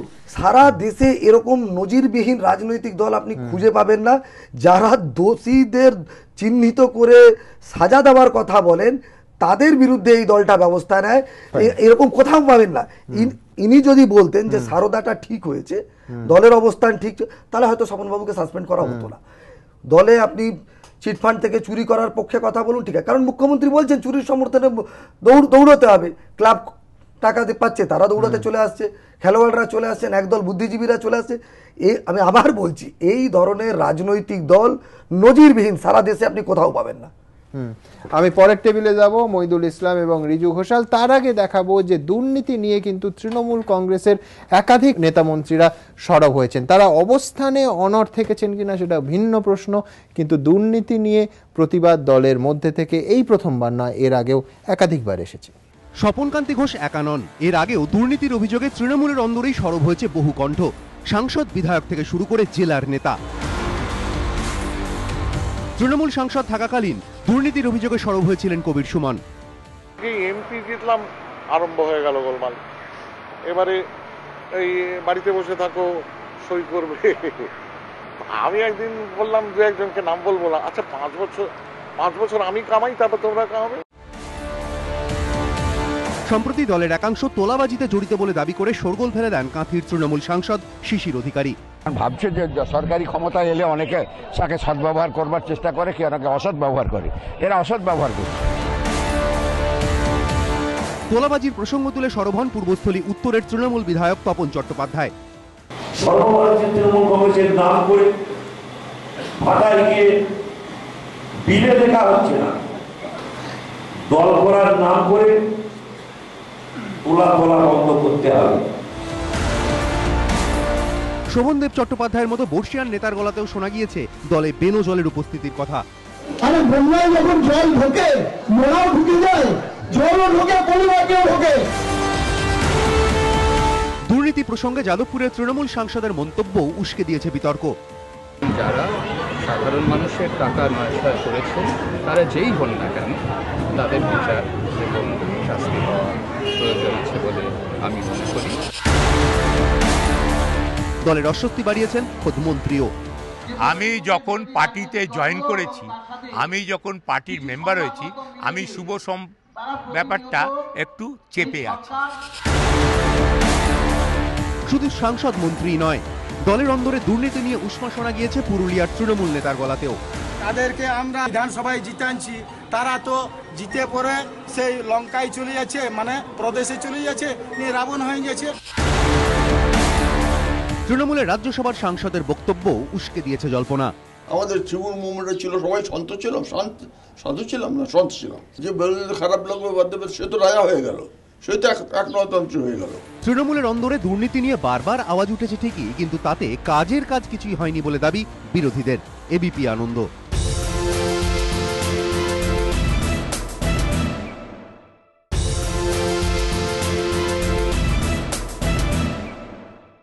মইদুল, এতগুলো বিবেকের কণ্ঠ, আমি বলছি যে কোনো দলের তো সম্পদ হতে পারে না। আমি বলছি এইটাকে যদি অ্যাড্রেস করা যেত তাহলে তো বহু দুর্নীতি অঙ্কুরেই বিনাশ করা সম্ভব। হ্যাঁ, তাই তো হতো, কিন্তু তৃণমূলে দুর্ভাগ্যজনকভাবে এটা হচ্ছে না। কিন্তু যেটা হচ্ছে ইন্টারেস্টিংলি, দেখুন প্যারালালি যে দুটো ট্রেন্ড চলছে। একটা হচ্ছে তৃণমূল এইসব করেও তার ভোট কিন্তু ধরে রাখতে পারছে, আবার উল্টো দিকে এই ধরনের বিবেকের কিছু দংশিত হয়ে তৃণমূলের ভেতরের নেতা নেত্রীরা তারাও কিন্তু মুখ খুলছেন। এবং আপনারাও যে প্রতিবেদনটা দেখালেন, যে এটা শুরুই হয়েছিল কবির সুমনের সময় থেকে, তখন কিন্তু তৃণমূল সরকারে আসেনি 2010 সালে। মার্কস একবার বলেছেন, history repeats itself, first as tragedy, second as farce. আমার কথা মনে হচ্ছে, দেখুন আজকে স্বপনকান্তি ঘোষের যে কথাটা বলছেন, এটাই কবির সুমন তখন বলেছিল, যে একটা জলের একটা কল বসাতে গেলে টিউবওয়েলের উদাহরণ দিয়েছে। এখানেও আজকে তাই, একটা সিউড়িতে সাধারণ মানুষ জল পাবে কিনা সেই বিষয়ে করতে গেলে 2.5 বছর ধরে পড়ে আছে। এবং আরেকটা জিনিস যেটা হচ্ছে, দেখুন তৃণমূলের এই যে সরকার, এখানে তো অনেকগুলো নজিরবিহীন ঘটনা ঘটছে। আজকে যেমন একটা নজিরবিহীন ঘটনা ঘটলো, কয়েক সপ্তাহ আগে তো আরেকটা নজিরবিহীন ঘটনা ঘটলো, যে একটা সরকারের একজন মন্ত্রী থাকাকালীন অবস্থায় জেলে চলে যাচ্ছে। তাকে নিয়ে কিন্তু এখনো মন্ত্রিত্ব তাকে রাখা হচ্ছে, তাকে কিন্তু মন্ত্রিত্ব পদ ছাড়া এখনো কিন্তু তাকে অপসারিত করা হয়। মানে এটা কখনো কি হতে পারে? এবং আমার যতদূর মনে পড়ছে না যে স্বাধীনতার পরে পশ্চিমবঙ্গের ইতিহাসে এরকম একটা দুর্নীতিগ্রস্ত সরকার, অর্থাৎ এরকম বড় বড় অভিযোগ আছে দুর্নীতির ব্যাপারটা, শুধু কিন্তু সারদা কাণ্ডের ব্যাপার নয় এবং তার সঙ্গে রোজভ্যালি কাণ্ড নয়, এছাড়া কর্পোরেশন ইলেকশন আসছে সামনে, সাদা নীল রং ত্রিফলা কাণ্ড, কারা বরাত পেল, কে হলো, বিভিন্ন তৃণমূলের নেতা নেত্রীদের তাদের হচ্ছে গত 5-6 বছরে প্রচুর তাদের সম্পত্তি বেড়ে গেছে, কয়েকশো গুণ সম্পত্তি বেড়ে গেছে, এরকম প্রচুর ইস্যু তো মানুষের সামনে আছে। এখন সেই বিষয় নিয়ে কিন্তু তৃণমূল কোনো রকমেরই কোনো কিছু করছে না, সেটা কিন্তু খুব একটা দুর্ভাগ্যজনক অবস্থা। আমি এই পয়েন্টে একবার রিজুর কাছে আসবো। রিজু, 70-এর দশকে কিন্তু সিদ্ধার্থ শঙ্কর রায়ের মন্ত্রিসভা নিয়ে আমরা কিছুক্ষণ আগেই আলোচনা করছিলাম, যে দুর্নীতির অভিযোগ উঠেছিল, ওয়াংচু কমিশন হয়েছিল। আমি বলছি যে একটা কারেক্টিভ মেজারও কিন্তু পাশাপাশি একেবারে স্পষ্টভাবে ইতিহাস ঘেঁটেও দেখিয়ে দেওয়া যায়, সেইটা কেন হচ্ছে না? আমি বলছি, কেন আজকে স্বপনবাবুকে সাসপেন্ডেড হয়ে বাইরে বসে থাকতে হবে? আমার মনে হয় যে তাকে সামান্য তদন্তের আশ্বাসটুকু দিলেই তো তিনি আজকের এই বিড়ম্বনায় পড়তে হতো না দলকে। অসুবিধা কোথায়? প্রথমে সুমন একটা কথা বলি, সব থেকে আগে তুমি ওয়াংচু কমিশনের কথা বলে, ওয়াংচু কমিশনের কি প্রেক্ষাপটে ওয়াংচু কমিশন হয়েছিল সবাই জানে, এবং সেই সময় পশ্চিমবঙ্গের রাজনৈতিক প্রেক্ষাপট যা ছিল, সবাই ভেবেছিল সিদ্ধার্থ রায় কিন্তু তাদের মন্ত্রীর বিরুদ্ধে কোনো ব্যবস্থা নেবে না, কিন্তু মানে কন্ট্রারি টু পপুলার বিলিফ ব্যবস্থা নেওয়া হয়েছিল। একটা লাইনে সাম আপ করে দেওয়া যায় তোমার এন্টায়ার এই প্রশ্নটাকে, সদিচ্ছার অভাব। করতে চাই না আমি, একটা I will turn a blind I, আমি অন্ধের মতো থাকবো, কিন্তু করলে তো আমার ভাবমূর্তি অক্ষত থাকবে। আমি তো সততার প্রতি কোনটা গুরুত্বপূর্ণ, কোনটা গুরুত্বপূর্ণ? ভাবমূর্তি অক্ষুণ্ণ রাখাটা গুরুত্বপূর্ণ না ক্ষমতায় থাকাটা আরো বেশি গুরুত্বপূর্ণ? এই দোলাচলে কিন্তু তৃণমূল কংগ্রেস এখন রয়েছে। তাই স্বপন বাবুদের মতো বিবেকবান মানুষ, তপনদার মতো মানুষ, মানে ভীষণ সিনিয়র এরা, শোভনদা এত সিনিয়র লোক, সুব্রত দা যাদবপুর, তুমি বোধহয় এটাতে মিস করে গেছে, সুব্রত দা, সাধন পান্ডে, মানে শিশির বাবু, এরা কিন্তু মানে হঠাৎ করে সেলিব্রিটি কনভার্টেড পলিটিশিয়ান নয়, দীর্ঘদিনের একটা সংগ্রাম, কংগ্রেসি রাজনীতি, কংগ্রেসি ঘরানা থেকে উঠে আসা একটা সংগ্রাম, এবং এইটাই বোধহয় সেই বিবেকের যন্ত্রণা, সেই বিবেকের তাড়না থেকে এরা বলে উঠছে। কিন্তু সস্তার হাততালি কুড়োনোর একটা ট্র্যাডিশন তৈরি হয়ে গেছে তৃণমূল কংগ্রেস দলে। সমন্ধা কিছু মনে করবেন না, সস্তার ট্র্যাডিশন, মানে এটা হাততালি কুড়োনো একটা ট্র্যাডিশন। এই টাকা দিয়ে দিলাম, হই হই হই হই হয়ে গেল, কন্যাশ্রীতে বালা দিয়ে দিলাম, হই হই হই হয়ে গেল। এই এন্টায়ার ফাসাড যেটা তৈরি করেছে, এইটাতে তৃণমূল এই ফাসাডের যে আসলে ব্যাপারটা কি না, মমতা বন্দ্যোপাধ্যায় যদি একটা 1000 ওয়াটের আলো হয় এবং 0 ওয়াটের আলো হচ্ছে মদন মিত্রর মতো মানুষরা, এদেরকে মমতা বন্দ্যোপাধ্যায় তার নিজের আলোয় আলোকিত করার জন্য এই 1000 ওয়াটের আলো দিয়ে 100 ওয়াটের বাল্ব তৈরি করছে। ফলে তাতে কিন্তু অন্ধকার মিটছে না, কিন্তু যে সত্যিকারের 500 ওয়াটের আলোগুলো রয়েছে তৃণমূল কংগ্রেসে, তাদেরকে সুইচটা অফ করে রাখা হয়েছে। চমৎকার চমৎকার উপমা। আমি বিমলদার কাছে যাব। বিমলদা, আমার কালকে আপনার বক্তব্য ভীষণ ভালো লেগেছিল যে একবারে সরাসরি দুর্নীতি হলে তার প্রতিকার চাই, যে কোনো সাধারণ মানুষ এই কথা বলবে। স্বপনবাবুর আজকের ঘটনার পর সিউড়ির মানুষ, যে জল প্রকল্প, তারা সব থেকে বড় ভুক্তভোগী, তারা ভিকটিম। কি বলছেন তারা, দ্রুত একবার দেখাবো। তৃণমূল পরিচালিত সিউড়ি পুরসভার বিরুদ্ধে জল প্রকল্পে দুর্নীতির অভিযোগে বিধানসভায় ধর্ণা, তারপরেই সাসপেন্ড সিউড়ির তৃণমূল বিধায়ক। কিন্তু সিউড়ির জল কষ্ট দূর করতে যিনি সরব হয়েছেন, তাঁর ওপরই কেন নেমে এলো শাস্তির খাড়া? এখন এই প্রশ্নই ঘুরপাক খাচ্ছে সিউড়িবাসীর মনে। এমনই একজন রঞ্জিত বাগ। তাঁর কাছে স্বপনকান্তি ঘোষ শুধুই একজন বিধায়ক নন, তাঁর প্রাক্তন ছাত্র। স্বপনকান্তি স্যার বলছেন, সিউড়ির জলকষ্ট দূর করতে দুর্নীতির বিরুদ্ধে ছাত্রের এই লড়াইয়ে পাশে আছেন তিনি। প্রতিবাদ করতে গিয়ে একজন রাইট থিঙ্কিং জনদরদি বিধায়ক সে সাসপেন্ড হলো, এটা অত্যন্ত দুঃখজনক। আমরা সবসময় স্বপন ঘোষের পাশে থাকতে চাই। দুর্নীতির অভিযোগে সরব হওয়ায় তৃণমূলের শীর্ষ নেতৃত্ব স্বপনকান্তি ঘোষকে সাসপেন্ড করেছে। এতে ক্ষুব্ধ বিশিষ্ট লোকসঙ্গীত শিল্পী স্বপ্না চক্রবর্তী। সম্প্রতি সিউড়িবাসী স্বপ্না চক্রবর্তীকে পুরস্কৃত করেছে রাজ্য সরকার। তা সত্ত্বেও শাসকের এই সিদ্ধান্ত মেনে নিতে পারছেন না শিল্পী। খুব খারাপ লাগছে, কারণ আমাদের সকলের হয়ে ও তো গেছিল। আর এমন একটা বিষয় যেটা জল সকলের প্রয়োজন, সবসময় প্রয়োজন, তো সেটার ব্যাপারে তো সবারই সহযোগিতা করা উচিত ছিল। সিউড়িতে জল সংকট দীর্ঘদিনের, এখনো সেই ছবি বদলায়নি। কিন্তু যিনি জল সংকট মোচনের শপথ নিয়েছিলেন, তাকেই সাসপেন্ড করল শাসক দল, জানিয়ে হতাশ সিউড়িবাসী। গোপাল চট্টোপাধ্যায়, এবিপি আনন্দ, বীরভূম।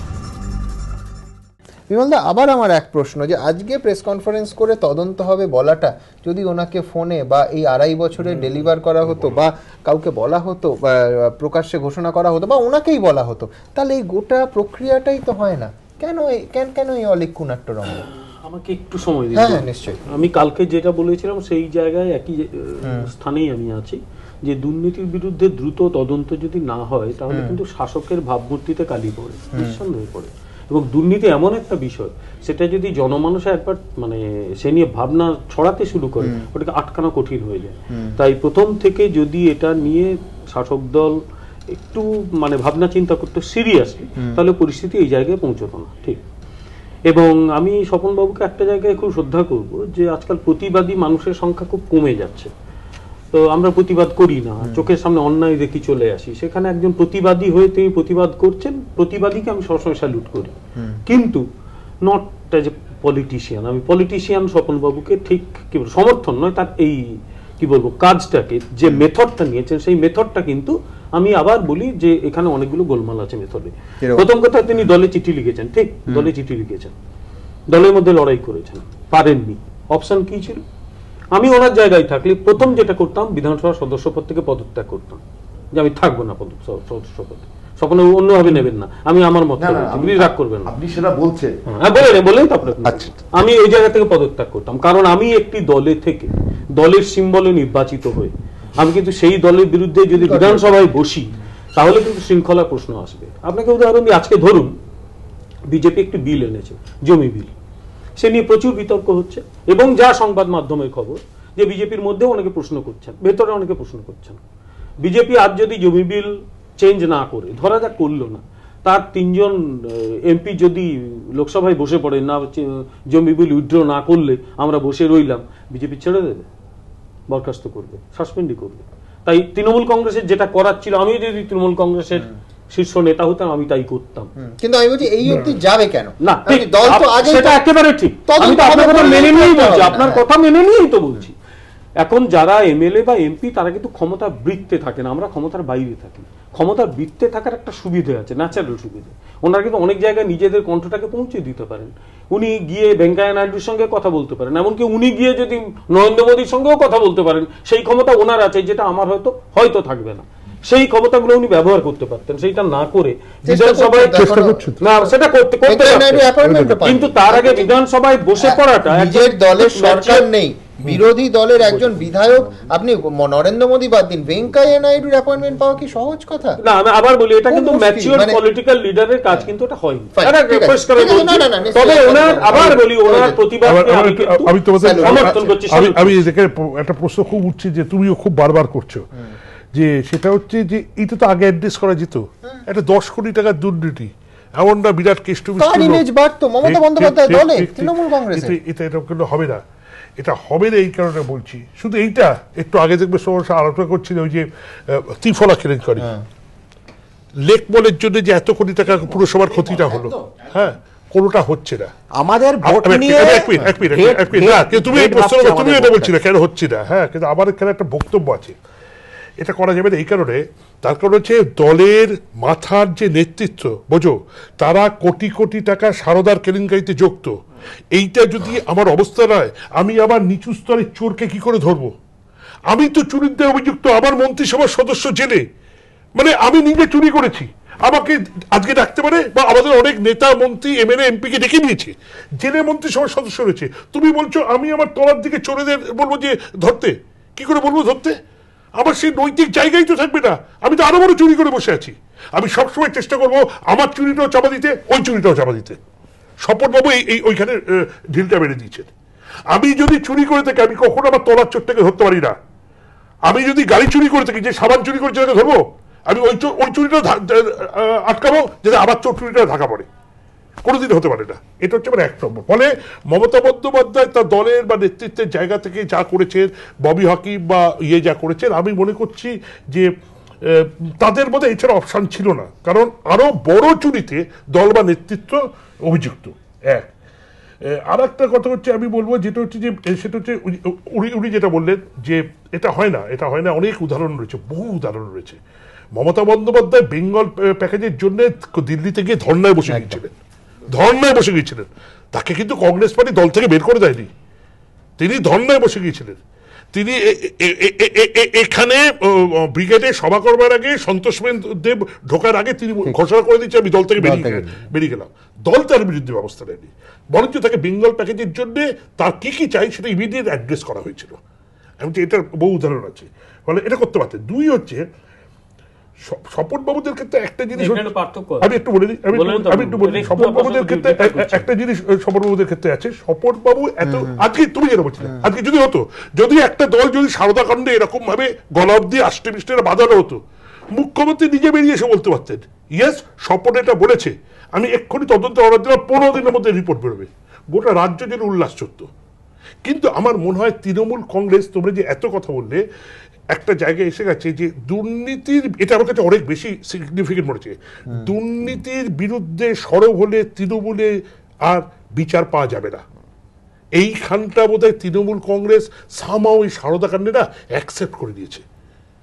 এই লাগাতার সারদা কাণ্ড চলতে চলতে চলতে যেমন মন্ত্রীকে জেলে থাকাটা অ্যাকসেপ্ট করে দিয়েছে, তেমনি বোধহয় এই দলে অলিখিত একটা ব্যাপার এসে গেছে যে কেউ যদি দুর্নীতির বিরুদ্ধে এখানে সরব হয়, সেটাকে যে কোনো ধামাচাপা দিতে হবে, সেটাকে কিন্তু ফাইন। আমি বিমলদার একটা পয়েন্ট নিয়ে একটু স্বপনবাবু জানতে চাইবো, পদত্যাগ কেন করছেন না বিমলদা বলছেন? হ্যাঁ, পদত্যাগের ব্যাপার হচ্ছে বিমলবাবু নিশ্চয়ই আমার মনে হয় উনি সক্রিয় রাজনীতির সাথে যুক্ত নন, এবং ওনার জ্ঞাতার্থে উনি অধ্যাপক মানুষ আমি জানি, এবং আমি তৃণমূল কংগ্রেসের দীর্ঘদিন ধরে সচিব ছিলাম এবং নিয়মিত তৃণমূল ভবনে বসতাম এবং মুকুল রায়কে কাজে সহায়তা করতাম। তা আমার মতো একজন মানুষ আজকে 2.5 বছর ধরে বলে বলে এলেন, এইটা নয় 5টা চিঠি দিয়ে খালাস হলো, যেখানে দেখা হয়েছে সেখানে আমি ববি হাকিমকে বলেছি ববিদা জলটা কত হলো, আমি তো ঢুকতে পারছি না, কোনো ওয়ার্ডে যেতে পারছি না, কোনো মিটিং করতে পারছি না, তার কোনো প্রতিকার হয়নি। এই নিয়ে মাসে একবার করে মুকুলবাবুর সাথে আমার ঝগড়া হয়ে যেত, ফোনে বাদানুবাদ হতো, বিভিন্নভাবে হয়েছে। আর আপনি যে কথাটা বললেন যে প্রতিবাদ করে বেরিয়ে যাওয়া, একজন জনপ্রতিনিধি হয়ে যখন তখন পদত্যাগ করে বেরিয়ে যাওয়া যায় না, কারণ আমার একটা দায়বদ্ধ আছে, আমি মানুষের কাছে যে কমিটমেন্টটা করেছি সেটাকে পালন করার একটা দায়িত্ব আছে। আমি চলে গেলে বলবো, ও স্বপন ঘোষ কই লড়াই করলো না তো, পালিয়ে চলে গেল তো, ওর কি দরকার ছিল জনপ্রতিনিধি হওয়ার? সুতরাং আপনি আপনাকে আমি স্মরণ করিয়ে দিই যে কবির সুমন তিনিও কিন্তু যখন দল থেকে তিনি মানসিকভাবে দূরে সরে গেছিলেন তখন ওই একই কথা বলেছিলেন যে ওই টিউবওয়েল যারা চেয়েছে সেই লোকগুলোকে আমি কি মুখ দেখবো। আমি মমতা বন্দ্যোপাধ্যায়ের নেতৃত্বে বিশ্বাস করতে পারছি না, আমি দল ছাড়লাম, পথ ছাড়লাম। আমার কথা হচ্ছে আমি তো দুর্নীতির বিরুদ্ধে লড়াই করছি, আমি পথটা ছাড়বো কেন? আমার সময় একেবারে শেষ, আপনাদের অনেক ধন্যবাদ। কিছু দলবিরোধী কথা বলেননি স্বপনবাবু। স্বপনবাবু বলেছিলেন দুর্নীতির বিরুদ্ধে কথা, সাসপেন্ডেড হয়েছেন, পাশাপাশি রাজ্য রাজনীতির ইতিহাসে নজিরবিহীন একটা বিক্ষোভ দেখলো বিধানসভা, যেখানে শাসক দলের বিধায়ক খোদ শাসক দলের পরিচালিত পুরসভার দুর্নীতির বিরুদ্ধে প্লাকার্ড নিয়ে বিধানসভা চত্বরে বসে গেলেন। আমরা 2 ঘন্টার পরিসরে চেষ্টা করলাম এই বহুস্তরীয় ঘটনাকে ছুঁয়ে দেখার। আজকের অনুষ্ঠান এখানেই শেষ করব, আবার আপনাদের সঙ্গে দেখা হবে ঠিক রাত 8টায় আগামীকাল। সবাই ভালো থাকবেন।